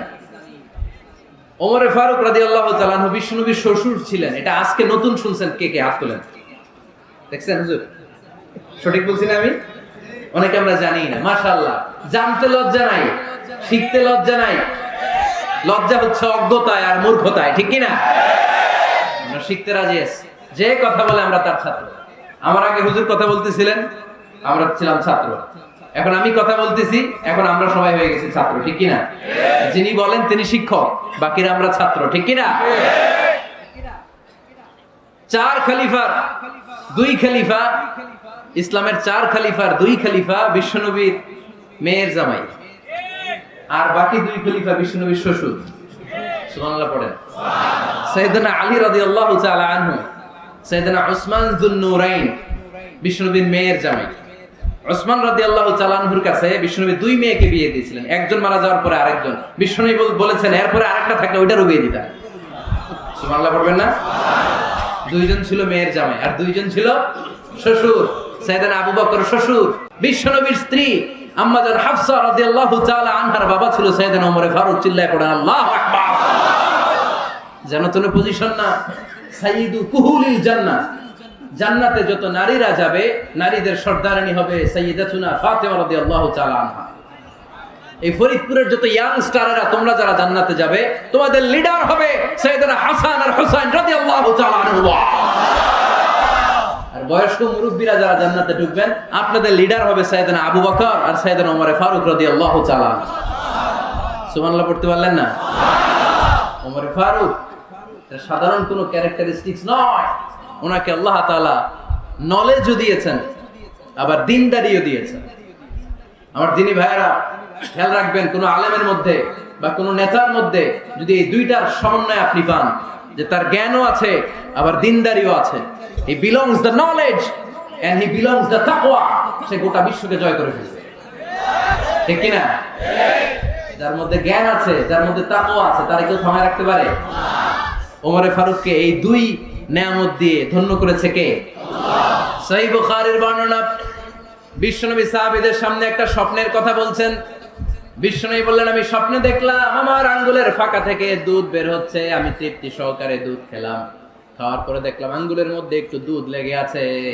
আমার আঙ্গুলে অতিরিক্ত লেগে থাকা দুধটা আমি ওমর ফারুকের মুখের মধ্যে লাগিয়ে দিলাম। সাহাবারা বললেন ইয়া রাসূলুল্লাহ, ইয়া হাবিবাল্লাহ, মাযা আওয়ালতা বিহি, এই স্বপ্নের আপনি কি ব্যাখ্যা করলেন, আমরা তো বুঝলাম না। বিশ্বনবী বললেন আওয়ালতু বিহি আল ইলম, আমি এই দুধ দিয়ে জ্ঞানের ব্যাখ্যা করেছি, কারণ ওমরকে আল্লাহ যেই জ্ঞান দিয়েছে গোটা বিশ্বের কাউকে এত জ্ঞান দেয় না। এজন্য স্বপ্নে যদি কেউ দেখেন যে আপনি দুধ খাচ্ছেন, তার মানে আল্লাহ তাআলা আপনার জ্ঞান বাড়ায় দিবেন। ওমর ফারুককে দুধ খেয়ে অতিরিক্ত দুধের অংশটা বিশ্বনবী আবু বকর রাদিয়াল্লাহু তাআলা আনহুর মুখে দেন নাই, সাইয়েদনা উসমানের মুখে দেন নাই, আলী রাদিয়াল্লাহু তাআলা আনহুর মুখে দেন নাই। স্বপ্নে ওই অতিরিক্ত লেগে থাকা দুধটা বিশ্বনবী ওমর ফারুকের ঠোঁটের মধ্যে লাগিয়ে দিয়েছেন। এই হাদিস থেকে প্রমাণ হয় আল্লাহ তাআলা জ্ঞানের নিয়ামতে সাইয়েদনা ওমর ফারুককে ধন্য করেছেন। আবার বুখারীর বর্ণনা, বিশ্বনবী সাল্লাল্লাহু আলাইহি ওয়াসাল্লাম আরেকটা স্বপ্নের বর্ণনা দিচ্ছেন। তিনি বললেন, তোমাদের সবাইকে স্বপ্নে আমার সামনে দাঁড় করানো হলো। আমি দেখলাম তোমাদের কারো জুব্বা নাভি পর্যন্ত, কারো জুব্বা হাঁটু পর্যন্ত, কারো জুব্বা টাকনু পর্যন্ত। ওমরে ফারুককে যখন স্বপ্নে আমার সামনে দাঁড় করিয়ে দেয়া হলো, আমি দেখলাম ওমরের জুব্বা এত লম্বা, ওমর টেনে হিচড়ে তার জুব্বা নিয়ে সামনে হেঁটে যাচ্ছে। সাহাবারা বললেন, ফামাযা আওয়ালতা বিহি ইয়া রাসূলুল্লাহ, ও আল্লাহর রাসূল, এই স্বপ্ন দিয়ে আপনি কি বোঝাতে চাইলেন? আমরা কিছু বুঝলাম না। বিশ্বনবী বললেন, আওয়ালতু বিহি আদ-দীন, আমি এই হাদিসের দ্বারা দ্বীনের ব্যাখ্যা করলাম। যার জামা যত লম্বা তার দ্বীনদারি তত বেশি। সুবহানাল্লাহ, আসতে পড়েন। স্বপ্নে দেখলেন কোন সাহাবীর জুব্বা নাভি, কোন সাহাবীর হাঁটু, কারোটা টাকনু, কিন্তু ওমরে ফারুকের জুব্বা এত লম্বা, ইয়াজুরু সাওবাহু, তিনি তার জুব্বা টেনে হিচড়ে যাচ্ছেন। বিশ্বনবী বললেন, এটা দ্বারা আমি দ্বীন, আমি তাকওয়া, দ্বীনদারি, তাকওয়া এটার ব্যাখ্যা করেছি। তার মানে ওমরে ফারুকের তাকওয়ার সামনে সব তাকওয়া পানি হয়ে যাবে। কোন সুবহানাল্লাহ। আল্লাহ তাআলা সাইয়েদনা ওমরে ফারুককে দ্বীনের জ্ঞান দিয়েছেন, তাকওয়া দিয়েছেন। যুবক ভাইরা, যাকে আল্লাহ তাআলা দ্বীনের জ্ঞান দেয়, যাকে আল্লাহ তাআলা তাকওয়ার এই গুণ দিয়ে সমৃদ্ধ করে, তার জন্য গোটা বিশ্বের সব দরজাগুলোকে ওপেন করে দেয় কে? কত বড় মুত্তাকি ছিলেন সাইয়েদনা ওমরে ফারুক। মদিনার সমাজে কয়জন মুনাফিক ছিল বিশ্বনবী ছাড়া কেউ বলতে পারতেন না। বিশ্বনবী কোন সাহাবীকে মুনাফিকদের লিস্ট দিয়ে যান নাই, একজন সাহাবী ছাড়া। দেখি কেউ বলতে পারেন কিনা ওই সাহাবীর নাম? কি নাম? হুযায়ফা ইবনুল ইয়ামান রাদিয়াল্লাহু তাআলা আনহু। উনাকে বলা হতো সাহিবু সিররি রাসূলিল্লাহ, আল্লাহ রাসূল সাল্লাল্লাহু আলাইহি ওয়াসাল্লামের গোপন তথ্যের ধারক বাহক। সুবহানাল্লাহ বলবেন না? বিশ্বনবী ইন্তেকালের আগে মদিনার সমাজে মোট কয়জন মুনাফিক আছে এই তথ্য আবু বকরকে বলেন নাই, ওমর রাদিয়াল্লাহু তাআলা আনহুকে বলেন নাই, উসমান রাদিয়াল্লাহু তাআলা আনহু, আলী রাদিয়াল্লাহু তাআলা আনহু, আশারাতুল মুবাশশিরিন বিল জান্নাহ কোন সাহাবীকে বলেন নাই। শুধুমাত্র কেবলমাত্র একমাত্র হুযায়ফা ইবনুল ইয়ামান রাদিয়াল্লাহু তাআলা আনহুর কাছে মুনাফিকদের লিস্টে বিশ্বনবী দিয়ে দিয়েছে। সুবহানাল্লাহ। মদিনায় কারা কারা মুনাফিক কেউ জানতো না হুযায়ফা ছাড়া। কে ছাড়া? নামটা আজকে মুখস্থ করেন, যাতে অন্য কোনো ওয়াজে কেউ জিজ্ঞেস করলে বলতে পারেন। মুনাফিকদের লিস্ট যে সাহাবীর কাছে বিশ্বনবী দিয়ে গিয়েছিলেন, সাহাবীর নাম কি? নাম? নামটা কেমন লাগে? ভালো লাগে? অনেকে আমারে জিজ্ঞেস করে, হুজুর আমার ছেলে হবে আগামী মাসে, একটা নাম দেন। নাম দিয়ে দিলাম হুযায়ফা। যাদের হবে ছেলে, এলাকায় যাদের নেক্সট কয়েক মাসে ছেলে হবে, খালি হুযায়ফা চলবে। কি চলবে? ভাল লাগে? নামটা ভাল লাগে? রাইখেন, অনেক সুন্দর নাম। উনি জানতেন মুনাফিক কারা। দেখেন ওমরে ফারুকের তাকওয়ার লেভেলটা কত হাই। ওমরে ফারুক একদিন হুযায়ফা রাদিয়াল্লাহু তাআলা আনহুর কাছে গেলেন, যে বললেন, হুযায়ফা, বিশ্বনবী ইন্তেকালের আগে মুনাফিকদের নামের লিস্টটা কারো কাছে দেয় নাই, আমার জানা নাই, সাইয়েদনা আবু বকরের জানা নাই, কোন সাহাবীর জানা নাই, তুমি ছাড়া। আমি তোমার কাছে জানতে চাই, আমি ওমরের নামটা ওই মুনাফিকদের খাতায় আছে কিনা আমার একটু বলো। আমার ওমরের নামটা ওই মুনাফিকদের লিস্টিতে একটু আছে কিনা, নামটা একটু বলো। যদি থাকে আমি ভালো হয়ে যাব। আমি নেফাকি দূর করে পাক্কা মুমিন হতে চাই। আমার নাম যদি মুনাফিকের লিস্টে থাকে আমি তো শেষ। হুযায়ফা চোখের পানি ছেড়ে দিয়ে বলে, আমিরুল মুমিনিন, কেমন প্রশ্ন করলেন আপনি? আপনি বিশ্বনবীর শ্বশুর, এই উম্মতে আপনার পজিশন 3 নাম্বার। আপনারে মুনাফিকরা ভয় পায়, শয়তান আপনারে ভয় পায়। আপনি জান্নাতে সব বয়স্ক লোকদেরকে নিয়ে জান্নাতের মধ্যে আগে আগে ঢুকবেন। কেমন করে মুনাফিকদের কাতারে আপনার নাম থাকতে পারে? ওয়াও, সুবহানাল্লাহ। কি বিনয়ী, কি তাকওয়া। হুযায়ফাকে যে ধরতেন, হুযায়ফা একটু বলো না আমার নামটা মুনাফিকদের লিস্টিতে আছে কি? ওমরে ফারুকের যদি এই টেনশন থাকে যে আমি মুনাফিক হয়ে গেলাম কিনা, আমাদের এই টেনশন থাকার দরকার আছে না নেই?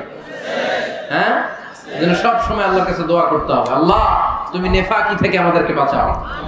আরো জোরে পড়েন আমিন। আপনারা ওঠা বসা শুরু করলেন কেন? অনেক রাত হয়ে গেছে তাই? হ্যাঁ, শেষ করে দেই তাহলে না? যে অনেকের কষ্ট হচ্ছে মনে হচ্ছে। হ্যাঁ, এক নম্বরে যাচ্ছে। এটা সব মুখস্থ দেখি। হ্যাঁ, 1 নাম্বার 2 নাম্বার 3 নাম্বার। 1 নাম্বার হইলো পেশাবখানা, 2 নাম্বার পায়খানা, 3 নাম্বার নাকি এইটা।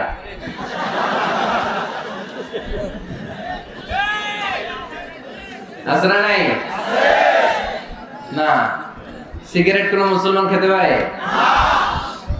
সিগারেট হয় টোবাকো প্ল্যান্টস থেকে, তামাক পাতা। ফরিদপুরে চাষ হয় নাকি? হয়। কোন থানায় হয় বেশি? হ্যাঁ, তামাক ক্ষেত যারা দেখছেন কোন বেড়া লাগানো লাগে? কারণ ছাগলও মুখ দেয় না। যেটা ছাগলে খায় না এটা কোন মুমিন বান্দা খাইতে পারে? খান কেন এগুলো পচা জিনিস? হ্যাঁ, এই পৃথিবীতে বিড়ি আর সিগারেটই একমাত্র খানা যেটা টয়লেটে ঢুকে খাওয়া যায়, তাই না? পৃথিবীতে সিগারেট আর বিড়ি একমাত্র খাবার। রাগ করবেন না যারা খান, রাগ করেন না। একটু কমন সেন্সটা কাজে লাগানোর জন্য, চিন্তার জন্য বলতেছি। এটাই পৃথিবীর একমাত্র খাবার যেই খাবারের গায়ে এই খাবারের বদনাম লেখা থাকে। Smoking causes cancer. ধূমপান কর্কট রোগের কারণ, ধূমপান স্বাস্থ্যের পক্ষে ক্ষতিকারক লেখা থাকে না? আচ্ছা, ধরেন ফরিদপুরে একটা কোম্পানি নতুন চানাচুর বের করছে, ওই চানাচুরের গায়ে লেখা এই চানাচুর খাওয়ার 1 ঘন্টার মধ্যে বমি শুরু হবে আর ডায়রিয়া হবে। খাবেন? কি কইবেন? তুই খা। দোকানদারে কি কইবেন? তুই খা, তোর বমি হোক, তোর 14 গোষ্ঠীর ডায়রিয়া হোক, আমি টাকা দিয়ে এগুলো কিনবো না, ঠিক কি না? কারণ এই প্রোডাক্টের গায়ে এই প্রোডাক্টের বদনাম লেখা, এটা আমরা কিনবো কেন? কিন্তু সিগারেটের উপরে সিগারেটের বদনাম লেখা থাকার পরও আমরা খাই, টয়লেটে বসে খাই। এটার মধ্যে একটা পয়জন আছে, এটাকে বলে স্লো পয়জন, নিকোটিন। এটা আপনার লাং, ফুসফুসকে শেষ করে দেবে। Slow poison. সিগারেট খাওয়া অনেকটা আত্মহত্যা স্বামী। বিষ খেলে সাথে সাথে মরে, সিগারেট খেলে ধুকে ধুকে মরে। আর সিগারেট থেকেই হিরোইন, গাঁজা, ফেন্সিডিল, ইয়াবা, ম্যারিজুয়ানার পথে মানুষ পথ বাড়ায়, পা বাড়ায়, তাই না? এগুলো খাবেন না। ওয়ালা তুলকু আইদিকুম ইলা তাহলুকা। নিজেকে স্বেচ্ছায় ধ্বংসের দিকে ঠেলে দিও না। জীবনটা অনেক সুন্দর, জীবনটা অনেক রঙিন। আল্লাহর দেয় জীবনটাকে উপভোগ করার দরকার আছে না নাই? এই জন্য সিগারেটকে এই ফরিদপুরের প্রোগ্রাম থেকে আমরা আজকে নো বলে দিলাম। কি বলে দিব? আওয়াজ করে সবাইকে আমরা সবাই একসাথে বলবো, সিগারেটকে কি বললাম? মনে থাকবে? মাহফিলের প্যান্ডেল থেকে বাইরে হয়ে আবার ইয়েস।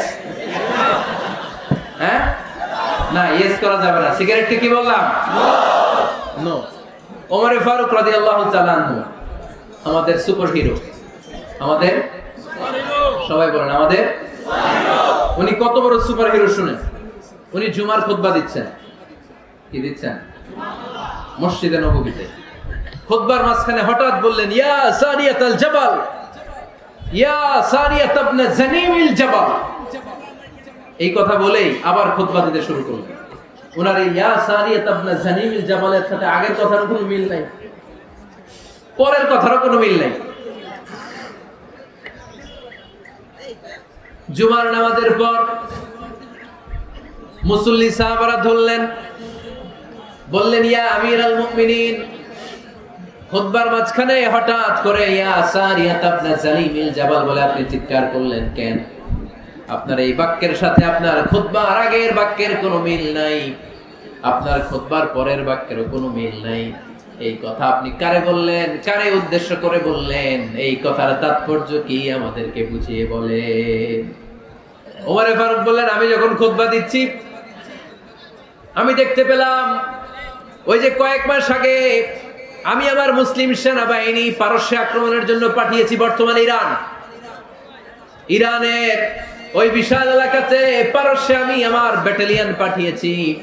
আমি হঠাৎ করে দেখতে পেলাম আমার মুসলিম বাহিনীর সেনাপতি যুদ্ধের এক পর্যায়ে তার ডানে আছে উপত্যকা, বায়ে আছে পাহাড়।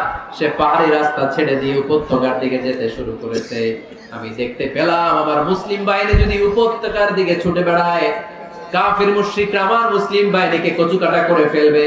তাই আমি এখান থেকে তাদেরকে কমান্ড দিয়ে বলেছি, ইয়া সারিয়াতাল জাবাল, উপত্যকার দিকে নয়, পাহাড়ের দিকে যাও, তাহলেই তোমাদের বিজয় নিশ্চিত হয়ে যাবে।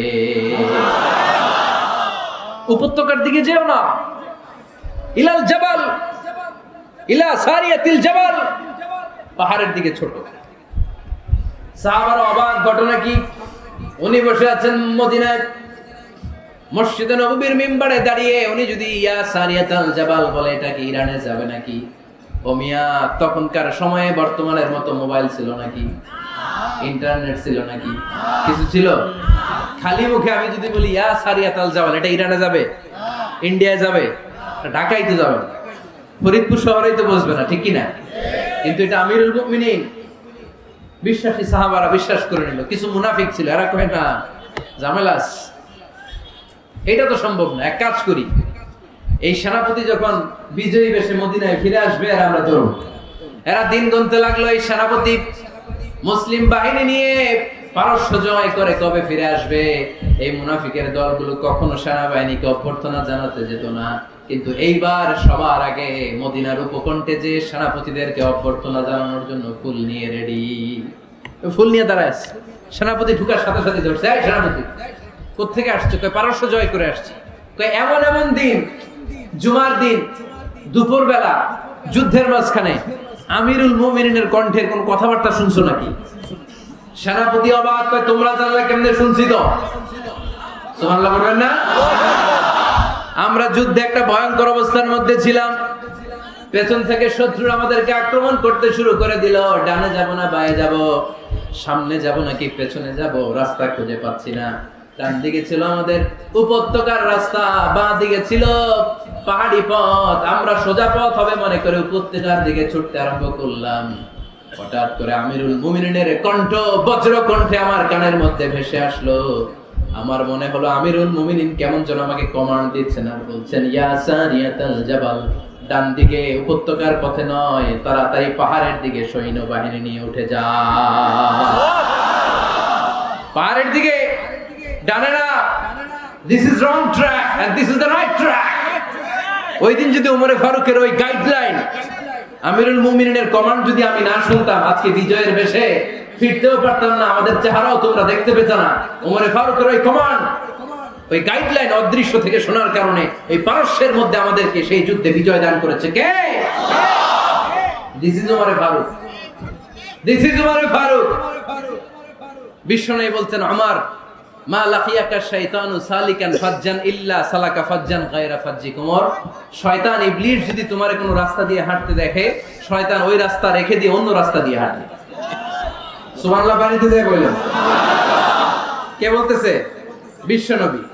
কার ব্যাপারে? ওমরে ফারুকের ব্যাপারে। শয়তান যদি দেখে যে ওমরে ফারুক এই রাস্তা দিয়ে হাঁটতেছে, শয়তান ওই রাস্তা রেখে দিয়ে অন্য রাস্তা দিয়ে হাঁটে। সুবহানাল্লাহ পড়ে। রাত্রিবেলা আমরা আমাদের বাচ্চা ছেলে মেয়েদেরকে যখন খাওয়াই, বাচ্চারা খেতে চায় না, এরকম হয় আপনাদের ফরিদপুর এলাকায়? হ্যাঁ, এই এলাকায় হয় নাকি? খেতে চায় না বাচ্চারা, এই চকলেট দেখায়া, এই মিনা কার্টুন দেখায়া, এইটা সেইটা, এগুলো সেগুলো বলে, গল্প টল্প বলে ভুলায়া খাওয়ানো লাগে, তাই না? তারপরও খায় না। আমারও ছোট মেয়ে আছে, খেতে চায় না, এইটা সেইটা এমনি সেমনে খাওয়ানো লাগে। তো শেষে না পেরে মা বাবা বলতে বাধ্য হয়, ওই যে ভূত আসতেছে, ভূত, তাড়াতাড়ি তাড়াতাড়ি খাও, নাহলে যে ভূত ধরবে তোমার। ওই যে বাঘ আসতেছে, বাঘ, তাড়াতাড়ি খাইলে নাহলে বাঘে কামড়াবে। বলি না আমরা? আপনারা কি বলেন? ভূত। আর কি বলেন? হ্যাঁ হ্যাঁ, আচ্ছা, এক এক জায়গায় এক একটা আমরা বলি, ভূত আসবে, বাঘ খাবে, ভাল্লুক খাবে, তাড়াতাড়ি খাও। মদিনাতে যখন ওমরে ফারুক আমিরুল মুমিনিন, মদিনার মায়েরাও বাচ্চাদেরকে খাওয়াতে পারতো না, ছোট্ট মেয়েদেরকে খাওয়াতে পারতো না, খাওয়া নিয়ে যন্ত্রণা করতো। বাচ্চারা যখন মদিনায় খেতে চাইতো না রাত্রি বেলায়, মদিনার মায়েরা বলতো, তাড়াতাড়ি খাও, হা হুয়া ইয়াতি উমর, হা হুয়া ইয়াতি উমর, তাড়াতাড়ি খা, নাইলে ওই যে ওমর আসতেছে, Omar. This is our super hero সাইয়েদনা ওমর ফারুক রাদিয়াল্লাহু তাআলা। শুধু শয়তানি ভয় পেত না, মুনাফিকরাও ভয় পেত, জমের মতো ভয়। শুধু তাই না, আমাদের আম্মাজান বিষ্ণু ইসা ইসলামের স্ত্রীরাও ওমর ফারুককে ভয় পেতেন। সুবহানাল্লাহ কইবেন না? মাঝে মাঝে বিষ্ণু ঈসা ইসলামের সাথে আম্মা জান আয়েশার ঝগড়া হতো না? আপনাদের ফ্যামিলিতে ঝগড়া হয় না? হয় না? কার কার দেখি? ওরে আল্লাহ, অনেক আল্লাহর ওলি আছে তো জায়গায়। ঝগড়া হয় না? কি কথা কয় ঝগড়া হয় না বলে? বিষ্ণুনবীর ফ্যামিলিতে ঝগড়া হয়, আপনার ফ্যামিলিতে হয় না? মিষ্টি ঝগড়া। আর ও বিয়েই করে নাই।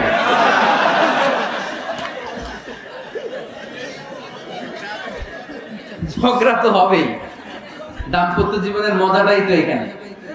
কখনো ঝগড়া, কখনো আনন্দ, একটু বৃষ্টি, একটু রোদ, একটু হাসি, একটু কান্না, ভালো লাগা ভালোবাসা শেয়ার করে নেয়া, মিলেমিশে একাকার হয়ে যাওয়া, ঠিক কি না? তো আল্লাহর হাবিব সাল্লাল্লাহু আলাইহি ইসলামের সাথে আম্মা জান আয়েশার ঝগড়া হতো। তো একদিন ঝগড়া হয়ে দুইজন রেগে আছে। খবরদার দুইজন রেগে থাকবেন না, একজন রাগলে আরেকজন থেমে যাবেন, কারণ এই ছোট্ট ঝগড়া থেকে এটা অনেক সময় বিচ্ছেদের দিকে গড়ায়। আমার প্রিয় ফরিদপুরবাসী, ভাবি রেগে গেলে আপনি রাগেন না, ওই দিন আপনি একটু ঠান্ডা থাকেন। আবার আপনি রেগে গেলে, আমার মাইকের আওয়াজ যদি ভাবিরা শুনেন, আপনারা রেগে যায় না, একটু ঠান্ডা থাকবেন। দুইজনে রেগে গেলে তো তৃতীয় বিশ্বযুদ্ধ শুরু হবে, তাই না? একজন রেগে গেলে আরেকজন ঠান্ডা, কারণ এই সামান্য ঝগড়া থেকে ইগোর কারণে এটা বিচ্ছেদ আর ডিভোর্স পর্যন্ত গড়ায়। আর শয়তান এখানে উস্কানি দেয়, কারণ ইমানদারদের ফ্যামিলি ভাঙতে পারলে শয়তান সবচেয়ে বড় খুশি হয়, আর ইমানদারদের ফ্যামিলি টিকে থাকলে খুশি হয়ে যায় কে? আম্মা জান আয়েশা রাদিয়াল্লাহু তাআলা আনহার সাথে বিষ্ণু ঈসা ইসলামের ঝগড়া হতো মাঝে মাঝে। একবার ঝগড়া হলো, বিষ্ণু ঈসা ইসলাম রাগ, আম্মা জান আয়েশাও রাগ। বিষ্ণু নবী বললেন, আয়েশা ঝগড়া করে আর কতক্ষণ থাকবো, আসো মিটমাট করি। আয়েশা রাদিয়াল্লাহু বললেন, ঠিক আছে মিটমাট করি। তো বিষ্ণু ঈসা ইসলাম বললেন, মিটমাটের জন্য কারে ডাকবো? ওমরে ডাকি। কয় না, ওমরে না, ওমর গালিজ, ওমর অনেক রাগে, আমার ডর লাগে। কয় তাহলে তোমার আব্বারে ডাকি। কয় ডাকো। কি খুশি, মেয়েদের মধ্যে অভ্যাসটা আছে না নাই? তাহলে তোমার আব্বারে ডাকি। ডাকেন, ডেকে নিয়ে আসা হলো। আবু বকর রাদিয়াল্লাহু তাআলা আনহু দাঁড়ালেন, আম্মা জান আয়েশা দাঁড়ালেন, বিষ্ণু নবীও দাঁড়ালেন। বিষ্ণু নবী বললেন, আয়েশা তোমার আব্বা আসছে, এবার ঘটনা খুলে বলার পালা, তুমি বলবা নাকি আমি বলবো? আম্মা জান আয়েশা বললেন, আপনি বলেন, তবে ওয়ালা তাকুল ইল্লা হাক্কান, যেটা ঘটছে ওইটাই বললেন, মিথ্যা কথা কইেন না। আবু বকর রাদিয়াল্লাহু তাআলা রেগে মেগে আগুন, কি এই কথা তুমি কেমন করে বলো? বিষ্ণু নবী কি মিথ্যা কথা কখনো বলবে? রেগে মেগে দিলেন মেয়ের গালে এক চড়। বানিয়ে বলতেছি না, মুসনাদ আহমদ ইবনে হাম্বলের হাদিস। বাবার হাতের থাপ্পড়কে আম্মা জান আয়েশা উল্টে বললেন। সাইয়েদনা আবু বকর রাগে গড়গড় করছেন, আবার মারার জন্য তেড়ে গেলেন। এবার বাঁচার জন্য আম্মা জান আয়েশা বিশ্বনবীর পিছনে যে আশ্রয় নিলেন, বিশ্বনবী বাঁচানোর জন্য দুই হাত মিলে দাঁড়িয়ে গেলেন। পড়েন সুবহানাল্লাহ। বিশ্বনবী যখন দুই হাত মেলে দাঁড়িয়ে গেলেন, সাইয়েদনা আবু বকর রাদিয়াল্লাহু আনহু থেমে গেলেন। সাইয়েদনা আবু বকর রাদিয়াল্লাহু তাআলা আনহু ঘর থেকে বের হয়ে বারান্দায় দাঁড়ালেন। পড়েন সুবহানাল্লাহ। এবার বিশ্বনবী আম্মা জান আয়েশার কাছে যেয়ে বলেন, ইয়া আয়েশা কাইফা রাআইতিনি আনকাসতুকি মিনার রাজুল, দেখছো কেমনে বাঁচাইলাম? আমি না থাকলে ভর্তা বানাই ফেলতো আজকে। আমি বাঁচাইছি তোমারে, আমি, আমার লগে ঝগড়া করো তুমি। লজ্জায় পড়ে আম্মা জান আয়েশা খিলখিল করে হেসে দিলেন, বিশ্বনবীও হেসে দিলেন। দুইজনের হাসির মধুর আওয়াজ শুনে সাইয়েদনা আবু বকর বাইরে থেকে অবাক, কিরে এতক্ষণ না ঝড় তুফান, এখন দেখি হাসি। সালাম দিয়ে অনুমতি নিয়ে ভিতরে ঢুকলেন। ঢুকে দেখেন আম্মা জান আয়েশাও হাসে, বিশ্বনবীও হাসে। এই হাসি দেখে আবু বকর রাদিয়াল্লাহু আনহু হেসে দিলেন। আরশের উপর থেকে খুশি হয়ে গেলেন কে? এবার সাইয়েদনা আবু বকর রাদিয়াল্লাহু তাআলা আনহু বললেন, ইয়া রাসূলুল্লাহ আশরিকানি ফি সিলমিকুমা কামা আশরাকতুমানি ফি হারবিকুমা। ও নবী, যুদ্ধ লাগলে, দুইজন যুদ্ধ লাগলে মীমাংসার জন্য যেমনি আমারে ডাকেন, এরকম হাসি আর আনন্দের মুহূর্তেও আমারে একটু ডাকেন। আশরিকানি ফি সিলমিকুমা কামা আশরাকতুমানি ফি হারবিকুমা। নবী, আপনাদের মধ্যে ঝগড়া লাগলে সন্ধি করার জন্য আমারে যেমনি ডাকেন, আপনাদের হাসি খুশি আনন্দ খুনসুটি এই মজাদার মুহূর্তগুলোতে আমারে বঞ্চিত রাখেন না, আমার একটু ডাকেন। সুবহানাল্লাহ পড়েন। এই মুসনাদ আহমদ ইবনে হাম্বলের হাদিস শোনার উদ্দেশ্য হচ্ছে, বিশ্বনবী প্রথমে ওমর ফারুকের নাম বলেছিলেন। সাইয়েদনা আয়েশা বলে, না আমি ডরাই। হাইবাত, দিস ইজ কল্ড হাইবাত ওমর। একবার বিশ্বনবীর সব বিবিরা ধরলেন, ও নবী আমাদেরকে এটা দেন। ওইটা দেন ঘরে, এইটা নাই, ওইটা নাই, ওইটা নাই। বিশ্বনবীকে আমার কাছে কিছু নাই, যদি এমনি আমার বউ হয়ে থাকতে চাও থাকো, তাহলে যা তা না হলে যা লাগবে কিনে দেবো, সাথে সাথে তালাকও দিয়ে দিব। কিছু দিতে পারবো না, আমার নাই তো, সামর্থ্য নাই। কিন্তু বিবিরাও ছাড়া না, এটা দেন ওইটা দেন। বিশ্বনবী রহমতের নবী, বিবিদেরকে বুঝাতেও পারেন না, বিবিরা আবদার করতেছে নবী এটা লাগবে ওইটা লাগবে। ইন দ্য মিন টাইম বিশ্বনবী একজনের সালাম শুনতে পেলেন, কে যেন দরজায় দাঁড়িয়ে বলতেছে আসসালামু আলাইকুম। বিশ্বনবী দরজার দিকে তাকালেন, তাকিয়ে বললেন ওয়া আলাইকুমুস সালাম, আর বুঝতে পারলেন এটা আমার ওমরের সালাম। সালাম দেওয়ার পরে বিবিদের দিকে তাকায় দেখে একজন বিবিও নাই, সব অন্দর মহলের ভিতরে দৌড়। সুবহানাল্লাহ পড়তে পারলেন না? This is our super hero Omar. এরকম ওমর একটা লাগবে, চিল্লায় বলেন কয়টা? একটা ওমর গোটা বিশ্বকে সোজা করে দিবে। একটা ওমর সবল আর দুর্বলের পার্থক্য দূর করে দিবে, মাজলুমের উপর জালিমের অত্যাচারের অবসান ঘটায় দিবে, এটা বিশ্বটাকে সাম্য, মৈত্রী, ভালোবাসার, ইনসাফ দিয়ে পরিপূর্ণ করে দিবে। সেই উমরের অপেক্ষায় আমরা। নিজের ছেলেকে 80টা বেত মেরেছেন। কয়টা? 80টা বেত মেরেছে। এই ব্যাপারে অনেকগুলো বর্ণনা পাওয়া যায়। সবচেয়ে সহিহ বর্ণনা হচ্ছে মুয়াত্তা ইমাম মালিকের বর্ণনা। ওমর ফারুক রাদিয়াল্লাহু তাআলা আনহুর ছেলে আব্দুর রহমান মারুফুন বিআবি শাহমা ছিলেন মিশরে, ওখানে নাবিজ খেয়েছিলেন।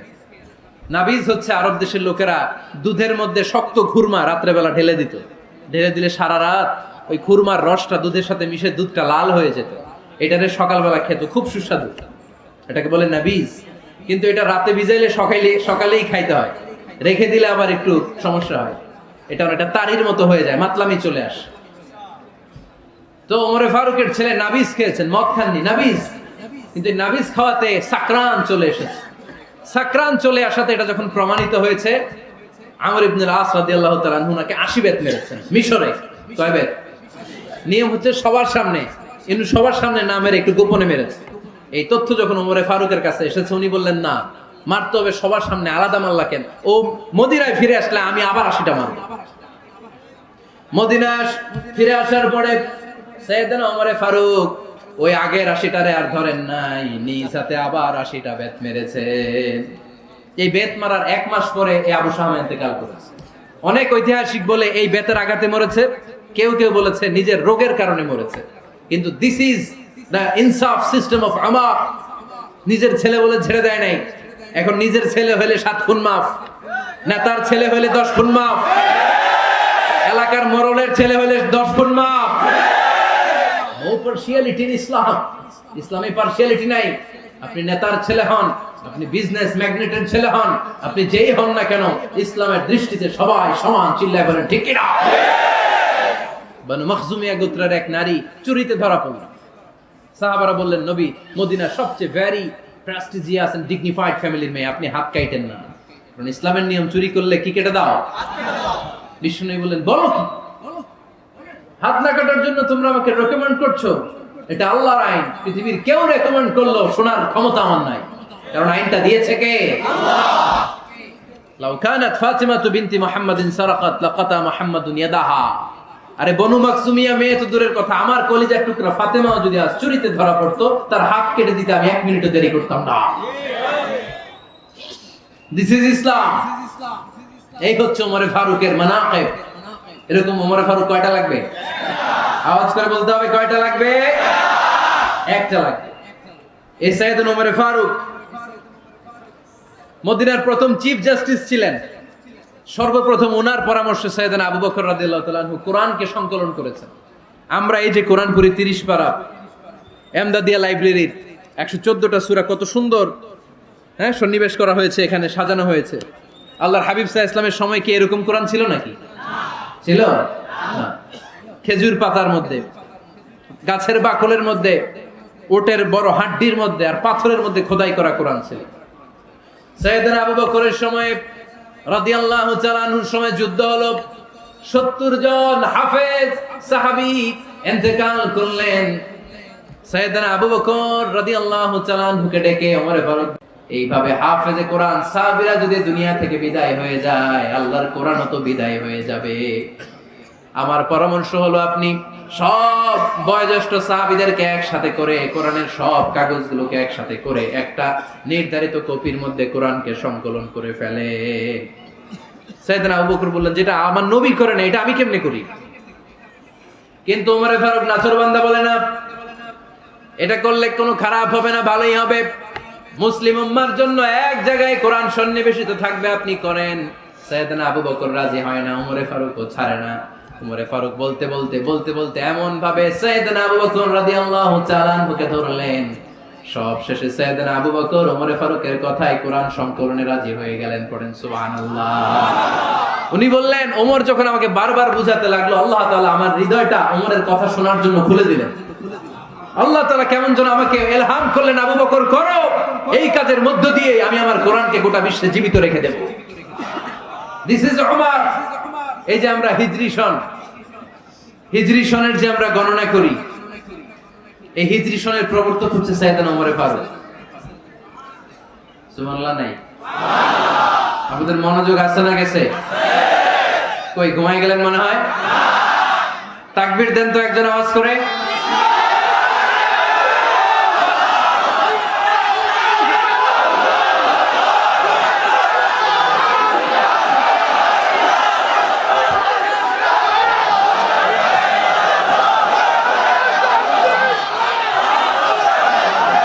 মাশাআল্লাহ মাশাআল্লাহ। বসেন বসেন, এখনই শেষ করে দেব কিছু সময়ের মধ্যে। আমরা একসাথে বিদায় নেব ইনশাআল্লাহ। ওঠা বসা করবেন না, ওঠা বসা করবেন না, বসেন।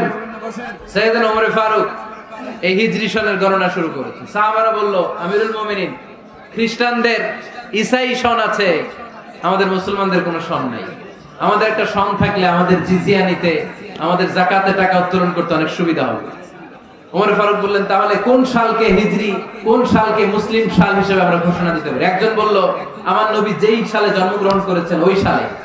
ওমর ফারুক বললেন, না, আমার নবীর জন্ম আমাদের জন্য খুশির দিন, কিন্তু এটা আমাদের জন্য প্রেরণা নয়। প্রেরণা নবীর কাজে, ঠিক কিনা? আরো কিছু সাহাবারা বলল, তাহলে যেই সালে আমার নবী ইন্তেকাল করেছে ওইটারে প্রথম সাল ধরেন। ওমর ফারুক বললেন, না, যেদিন তিনি ইন্তেকাল করেছেন এটা আমাদের দুঃখের দিন, এটা আমাদের প্রেরণা নয়। আমাদের প্রেরণা হচ্ছে বিশ্বনবীর ত্যাগ, তিতিক্ষা আর কাজের মধ্য দিয়ে। জোরে কোন ঠিক কিনা? ওমর ফারুক বললেন, যেদিন বিশ্বনবী ইসলাম রক্ষায় নিজের মাতৃভূমি ছেড়ে মক্কা থেকে মদিনায় গিয়েছেন, ওই দিনটাকে হিজরি প্রথম দিন ধরে আমরা হিজরি সাল গণনা করে শুরু করে দেব। ওইটাই হচ্ছে হিজরি সন। সেখান থেকে হিজরি সনের প্রবর্তন করেছেন সাইয়েদনা ওমর ফারুক রাদিয়াল্লাহু তাআলা। এই যে স্টেট গভর্নমেন্ট, এই যে প্রিজন, জেলখানা, ক্যান্টনমেন্ট, সচিবালয়, গণভবন, বঙ্গভবন, মুক্তিযোদ্ধাদের ভাতা, রাষ্ট্রীয় ভাতা, এই সব নিয়ম কানুন সাইয়েদনা ওমর ফারুক তার রাষ্ট্রীয় আমলে তিনি নিজে করেছেন। চিল্লায় পড়েন আল্লাহু আকবার। মুসলমানদের আলাদা কারেন্সি, নিজস্ব মুদ্রা ব্যবস্থা নিজে চালু করেছেন। সৈনিকদের মধ্যে যারা বিবাহিত, প্রতি 6 মাস অন্তর অন্তর 1 মাসের ছুটি কাটাতে তারা ফিরে আসবে, সাইয়েদনা ওমর ফারুক চালু করেছেন। চিল্লায় আওয়াজ করে পড়েন আল্লাহু আকবার। এই যে আমরা 20 রাকাত সালাতুত তারাবি পড়ি রমাদানে, পড়েন না আপনারা? এটা সাইয়েদনা ওমর ফারুক চালু করেছেন। সুবহানাল্লাহ পড়তে পারলেন না? কোরআনে মোট 22টা আয়াত আছে যেখানে সাহাবারা ইনডিসিশনে ভুগছিলেন। বিশ্বনবীর মত একটা, ওমর ফারুকের মত আর একটা। এই 22 জায়গায় আল্লাহ তাআলা বিশ্বনবীর মতের পক্ষে আয়াত নাজিল না করে ওমর ফারুকের মতের পক্ষে কোরআনের আয়াত নাজিল করেছেন। আওয়াজ করে পড়েন আল্লাহু আকবার। এদিকে উঠলেন কেন আপনারা? যারা উঠছেন আমার দিকে তাকান। ঢুকতেছে, বাইরে থেকে ঢুকতেছে, বাইরে থেকে লোকজন ঢুকতেছে ভিতরে। কিছু ভিতরে ঢুকতেছে, কিছু বাইরেতেছে না?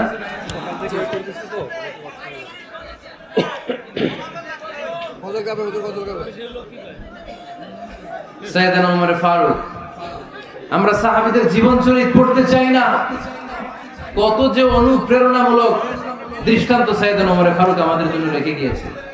ওমর ফারুক যখন খলিফা, দিনের বেলায় যদি রাষ্ট্রে কোনো নিয়ম জারি করতেন, দিনের বেলায় জনগণকে কোনো বিষয়ে যদি নিষেধ করতেন, রাত্রে বেলায় খাওয়ার সময় ফ্যামিলি মেম্বারদের সবাইকে বলতেন, এই দিনের বেলা আমি জনগণকে এই কাজ করতে নিষেধ করেছি, তোমরা আমার ফ্যামিলি মেম্বার, খবরদার তোমরা এই কাজ করো না। জনগণ করলে যতটুকু শাস্তি, তোরা করলে পাবি ডবল শাস্তি। সুবহানাল্লাহ কইবেন না? আমাদের নেতারা ওই বাড়ির বিচার করে, ওই বাড়ির মাইয়ার বিচার, ওই বাড়ির পোলার বিচার, নিজের পোলা গাঞ্জা টানে আসরা নাই, নিজের মেয়ে অপরাধ করে আসরা নাই। কি নেতা ছিলেন ওমর ফারুক, আগে নিজের ঘর সামলিয়েছেন, আগে নিজেকে সামলিয়েছেন, নিজের ঘর ঠিক করেছেন। বলেছেন জনগণ করলে যত ব্যাট, তোরা করলে double bat. This is called leader, ঠিক কি না? এক বাবা এসে বললেন ওমর ফারুক আমার ছেলে কথা শুনে না, বেয়াদব। ওমর ফারুক ছেলেরে ডাকলেন, বাবা তুমি তোমার আব্বাজানের কথা শোনো না, এটা তো কবিরা গুনাহ। ছেলে বলে ওমর ফারুক সব দায়িত্ব আল্লাহ ছেলে মেয়েদেরকে দিয়েছে, বাবা মাকে কোনো দায়িত্ব দেয়নি। ওমর ফারুক বললেন অবশ্যই দায়িত্ব দিয়েছে। তাহলে বলেন আমার বাবার দায়িত্ব কি? উনি বললেন প্রাইমারিলি প্রথমত 3 দায়িত্ব। আইয়ানতাকিয়া উম্মাহ, পৃথিবীর প্রতিটি বাবার উচিত ছেলেদের মেয়েদের জন্য ভালো মায়ের ব্যবস্থা করা। 2 নম্বরে আইয়াহসিনা ইসমা, সুন্দর তার একটা নাম রেখে দেয়। 3 নাম্বার ইউআল্লিমাহুল কিতাব, তার আল্লাহর কিতাব শিক্ষা দাও। এবার ছেলেকে আমার আব্বা 3টার একটাও করে নাই। এবার ওমর ফারুক রেগে গেলেন, বাবার কাঁধে ধরলেন, বললেন তুই ছেলের জন্য বিচার নিয়ে আসলি, তোর 3টা দায়িত্বের একটাও তুই পালন করিস নাই। ছেলে বলে আমিরুল মুমিনিন, আমার মা নর্তকী, আমার মা মাজুসি, আমার মায়ের মধ্যে কোনো আদব কাদব নাই, সুন্দরী দেখে আমার মারে বাবা বিয়ে করছে, আমার মায়ের কাছ থেকে জীবনে কিছু শিখি নাই। 2 নাম্বার সাম্মানি খানফাসা, আমার বাবা আমার নাম রেখেছে চামচিকা। কি নাম রাখছে? এটা নাম হইলো একটা, এরকম উল্টা পাল্টা নাম আছে না নাই? না, এগুলো রাখবেন না। আব্দুল্লাহ রাখবেন, আব্দুর রহমান রাখবেন, আর একটা কি বলছি আজকে? হুযায়ফা রেখে দিন, পারবেন? ওয়ালাম ইউআল্লিমনি হারফাম মিন কিতাবিল্লাহ, আমিরুল মুমিনিন। শুধু তাই না, আল্লাহর কোরআনের একটা অক্ষর আমার বাবা কোনোদিন আমারে শিক্ষা দেয় না। ওমর ফারুক রেগে গেলেন, এবার বাপের কান্দে ধইরা মারতে শুরু করলেন। তুই পোলার নামে বিচার নিয়ে এসেছিস, তোরে বাইট দিমু আগে। এরকম নেতার দরকার আছে না নাই? মদিনায় এক লোক তার বউরে রাগের চোটে 100 তালাক দিয়ে ফেলছে। কয় তালাক দেয়ার নিয়ম কয়টা? দিছে কয়টা?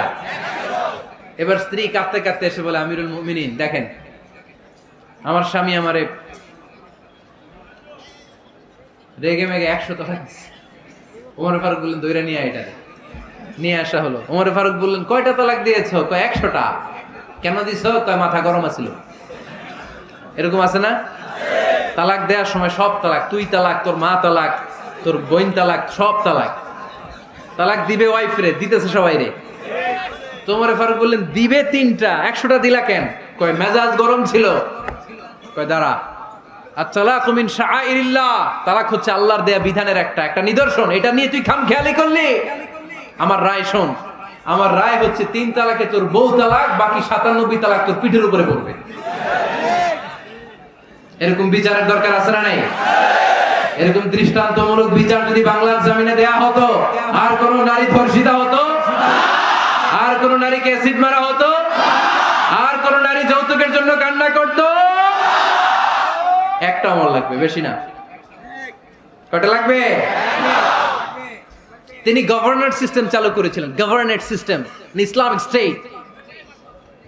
বাহরাইন, ইয়ামান, মিসর, কুফা, বসরা, মক্কা, মদিনা, এই 7 জায়গায় 7 জন গভর্নর পাঠিয়েছেন।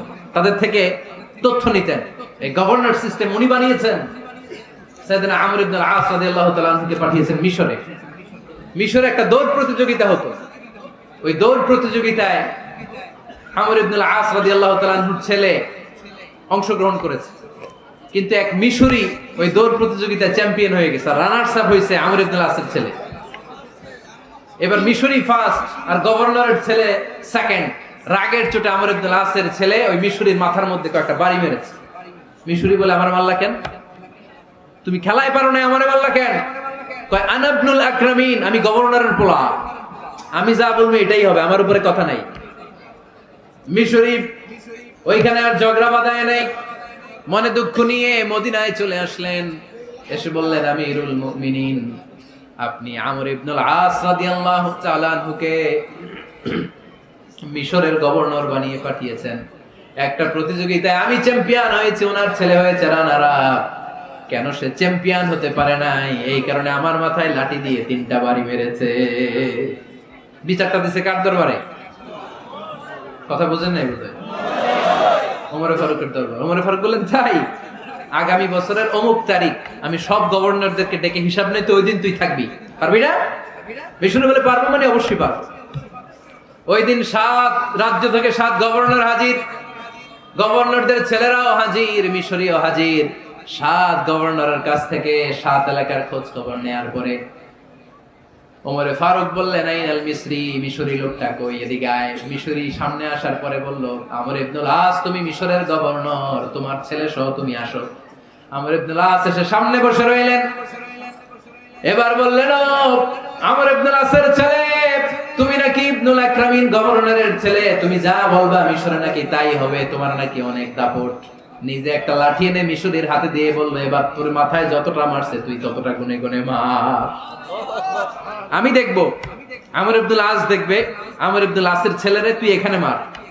সে বলতেছে, থাক, আপনি বলছেন এতেই যথেষ্ট, মারা লাগবে না, আমি মাফ করে দিলাম। ওমরে ফারুক বলল, খবরদার, মার মার ওর মাথার মধ্যে। মিশরী ওমরে ফারুকের ধমক শুনে ভয়ে ভয়ে 3টা বাড়ি মারল।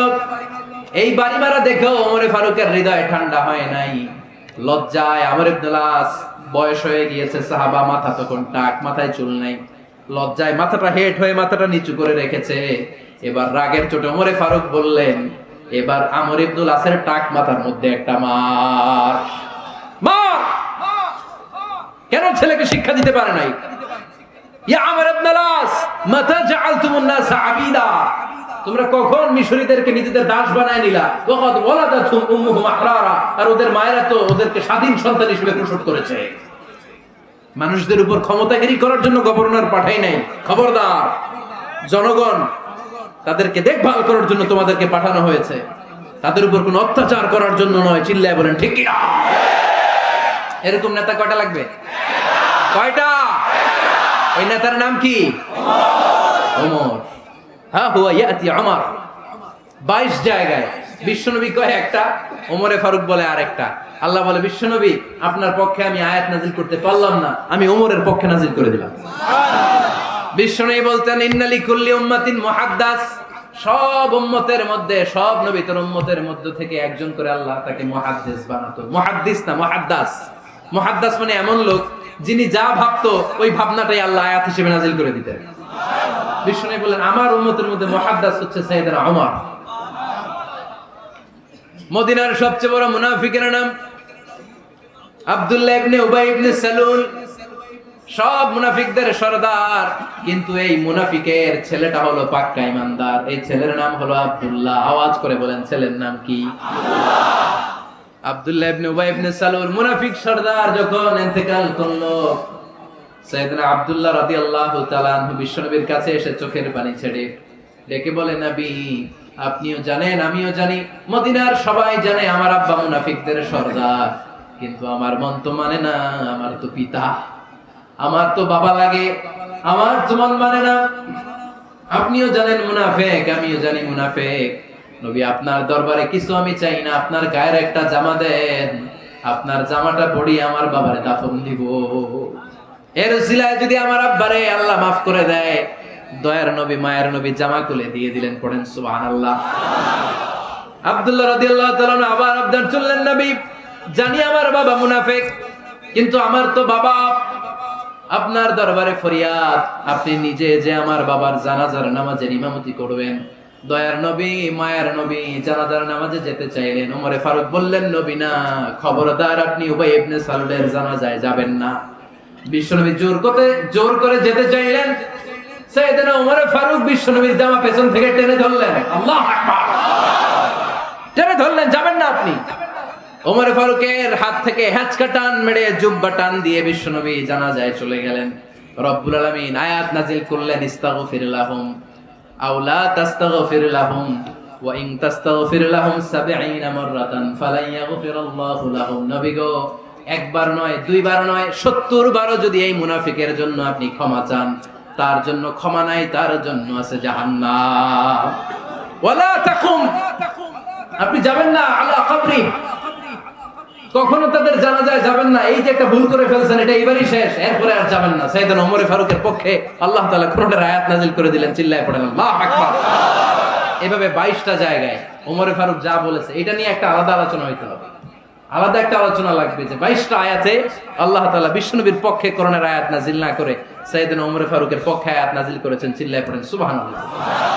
ওই ওমর ফারুককে আমাদের মডেল বানানোর দরকার আছে না নাই? ওই ওমর ফারুকের জীবনী আমাদের ছেলে মেয়েদেরকে পড়ানোর দরকার আছে না নাই? আমাদের ভবিষ্যৎ প্রজন্ম এগুলো জানে না। ওরা সালমান খান দেখে বড় হয়, ওরা শাহরুখ খান দেখে বড় হয়, ওরা ঋত্বিক রোশনকে দেখে বড় হয়। ওরা মনে করে যে এরাই বড় সুপার হিরো। আমাদের যে কত বড় সুপার হিরো আছে এরা জানেই না। নতুন প্রজন্মের কর্ণকোহরে সাইয়েদনা ওমর ফারুকের ইতিহাস পৌঁছে দেওয়ার দরকার আছে না নাই? ওমর ফারুকের ইন্তেকালের ঘটনাটা বলেই আমরা মোনাজাতের দিকে যাব। শুনবেন? শুনতে চান? উনি স্বপ্নে দেখলেন একটা লাল মোরগ ওনাকে 3টা ঠোকর মেরেছে। কয়টা? উনি জুমার নামাজে, জিলহজ মাসের শেষ সপ্তাহে জুমার নামাজে বললেন যে একটা লাল মোরগ 3টা ঠোকর মেরেছে। মুগীরা ইবনে শুবা রাদিয়াল্লাহু তাআলা আনহুর দাস আবু লুলু আল মাজুসি, এই লোকটা খঞ্জর বানাতে পারতো। মুগীরা রাদিয়াল্লাহু তাআলা আনহুর দাস। মুগীরা প্রতিদিন 4 দিরহাম করে চার্জ করত, যেহেতু দাস। সে এসে বিচার দিল, আমিরুল মুমিনিন মুগীরা আমার থেকে বেশি টাকা চায়, জুলুম করে। ওমর ফারুক বললেন, তাই? তুমি কি কাজ জানো? বলে, আমি খঞ্জর বানাতে জানি। বাড়ি কই? পারস্য। আরে তুমি খঞ্জর বানাতে জানলে তো 4 দিরহাম অনেক কম, সে তো আরো বেশি টাকা নেওয়া দরকার ছিল তোমার থেকে। আবু লুলুর এই কথা পছন্দ হয় নাই। সে কয়, ওমর তুমি সবারে দয়া দেখাও আর আমার ক্ষেত্রে কঠিন নিয়ম বানাইলা, দাঁড়াও এই নিয়ম তোমার আমি দেখাবো। এই রাগে সে বাড়িতে যে একটা খঞ্জর বানালো। কি বানালো?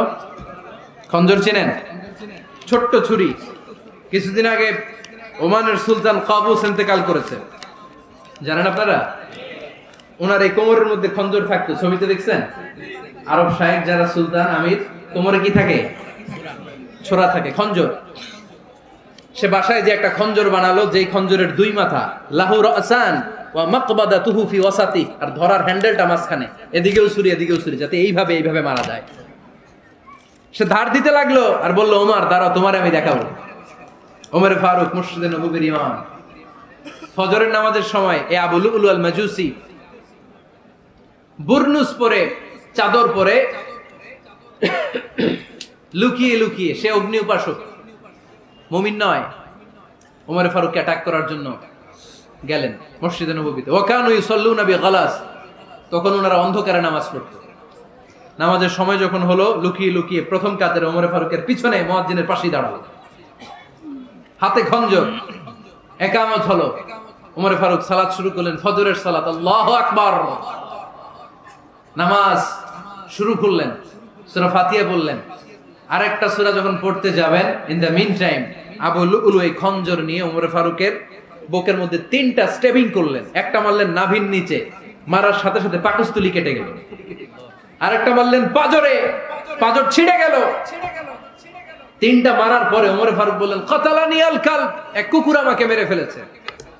পেছন থেকে এক সাহাবীকে টান মেরে সামনের দিকে নিয়ে গেলেন, তুমি নামাজের ইমামতি করো। আর ওমর ফারুককে বাকিরা ধরাধরি করে পেছনে নিতে আরম্ভ করলেন। আর এই আত্মাই আক্রমণ যে করেছে, সে কাতারের মাঝখান দিয়ে যেতে আরম্ভ করলো আর 2 দিকে ছুরি মারতে আরম্ভ করলো। 13 জন সাহাবীর গায়ে ছুরি মেরেছে, 7 জন সাহাবা স্পট ডেথ, জায়গায় মৃত্যু। এই ভয়ঙ্কর অবস্থা দেখে এক সাহাবী বুরনুস, এক ধরনের জুব্বা আছে মাথাওয়ালা, অনেকে জ্যাকেট পরছেন না এরকম মাথাওয়ালা, লম্বা জুব্বা আছে, আরবরা শীতে পরে মাথাওয়ালা। এই মাথাওয়ালা জুব্বা বের করে এক সাহাবী জালের মতো তার দিকে উড়ায় মারল। ওই বুরনুসের মধ্যে পেঁচিয়ে আবু লুলু মাটিতে পড়ে গেল আর সুইসাইড করে ফেললো, নিজের বুকে নিজে মেরে আত্মহত্যা। যে সাহাবীকে ইমামতির জন্য দাঁড় করালেন, উনি ছোট্ট সূরা দিয়ে, প্রথম রাকাতে সূরা আল কাউসার, দ্বিতীয় রাকাতে সূরাতুল ইখলাস দিয়ে নামাজ শেষ। ওমর ফারুক বেহুশ। ওমর ফারুক কি? হ্যাঁ, বেহুশ। সবাই কান্নাকাটি করতেছে, সবাই দেখতে গেলেন, এখন হুঁশ ফিরে না। মুখের মধ্যে, মুখ খুলে রাষ্ট্রের চিকিৎসক মুখের মধ্যে দুধ দিলেন, ওই নাভি দিয়ে দুধ বের হয়ে যায়, পাকস্থলী কেটে ওখান দিয়ে দুধ বের হয়ে যাচ্ছে। তারা বললো, ওনারে বাঁচানো সম্ভব না, দেখেন হুঁশ ফিরে কিনা। হুঁশ ফিরলে ওনার পরে কে আমির হবে, উনি যেন প্যানেল ঠিক করে দিয়ে যায়। সবাই তাকিয়েছে ওমরে ফারুকের চোখের দিকে। আল্লাহর মেহেরবানিতে ঘন্টা খানিক পরে উনি চোখ খুললেন। চোখ খোলার পরেই বলেন নাই ও মা আমি মরে যাই। চোখ খোলার পরে উনি বলেন নাই কে মারলো আমারে। চোখ খোলার পরে উনি বলেন নাই আমার পরে নেতা কে হবে। চোখ খোলার পরে সর্বপ্রথম কথাটি ছিল আসল্লান নাস, আমার নেতৃত্বে যে ফজরের নামাজটা শুরু হয়েছিল এটাকে ঠিকমতো তোরা পড়েছিলি? আমার নেতৃত্বে যে ফজরের জামাত শুরু হয়েছিল সেটা ঠিকঠাক মতো সমাপ্ত হয়েছিল কিনা আগে বল। আসল্লান নাস, নামাজটা হয়েছে কিনা বল। সুবহানাল্লাহ কইতে পারলেন না? This is Umar, hour super hero. নেতা অনেকগুলো লাগে না, এরকম নেতা একটাই যথেষ্ট যে গোটা বিশ্বকে কাঁপায় দিতে পারে। চিল্লায় বলো ঠিক কিনা? আমরা চাই আমাদের ছেলেগুলো উমরে ফারুকের মতো বড় হোক। আমরা চাই আমাদের ছেলে মেয়েগুলো খাব্বাব, খুবাইব, সাইয়েদনা আলী, উসমান, আবু বকর রাদিয়াল্লাহু তাআলা আনহুর অনুসরণে বড় হোক। ঠিক কিনা? আমরা একটা ওমর চাই যিনি আমাদেরকে সালাতের শিক্ষা দিয়ে গিয়েছেন, ইন্তেকালের আগে বলেছেন সাল্লান নাস।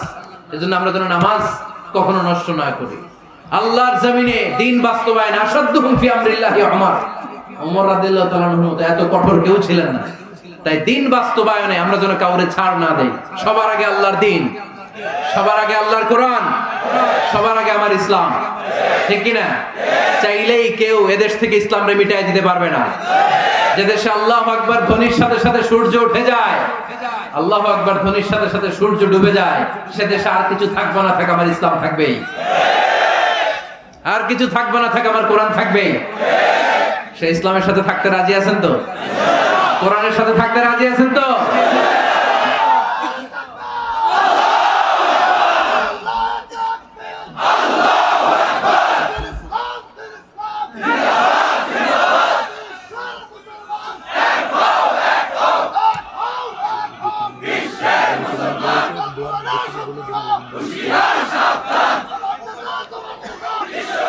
আল্লাহ আমাদের সবাইকে কবুল আর মঞ্জুর করে নেই। আমরা পড়ি আমিন। উঠলেন কেন? দোয়া হয়েছে? হুজুর বসে আছে, হুজুর দোয়া করবেন। বসেন বসেন বসেন বসেন। কয়েকজন ভাই কালিমা পড়ে মুসলমান হতে চায় মুহতামিম সাহেবের হাতে, মুহতামিম সাহেবের হাতে ওনার মাদ্রাসায় আগামীকাল তারা কালিমা পড়বে। আমরা তাদের জন্য দোয়া করি। আল্লাহ তাআলা আমার ভাইদেরকে ইসলামের জন্য কবুল করে নেয়। আমরা যা শুনলাম আমরা যেন আমল করতে পারি। আল্লাহ তুমি তৌফিক দাও। আল্লাহ আমাদের মধ্যে ভ্রাতৃত্ব ভালোবাসা তুমি বাড়িয়ে দাও। আল্লাহ আমরা এই ফরিদপুরের ময়দানে এই রজনীতে যেমনি একসাথে বসতে পারলাম, তোমার জান্নাতেও যেন একসাথে বসতে পারি, তুমি তৌফিক দান করো।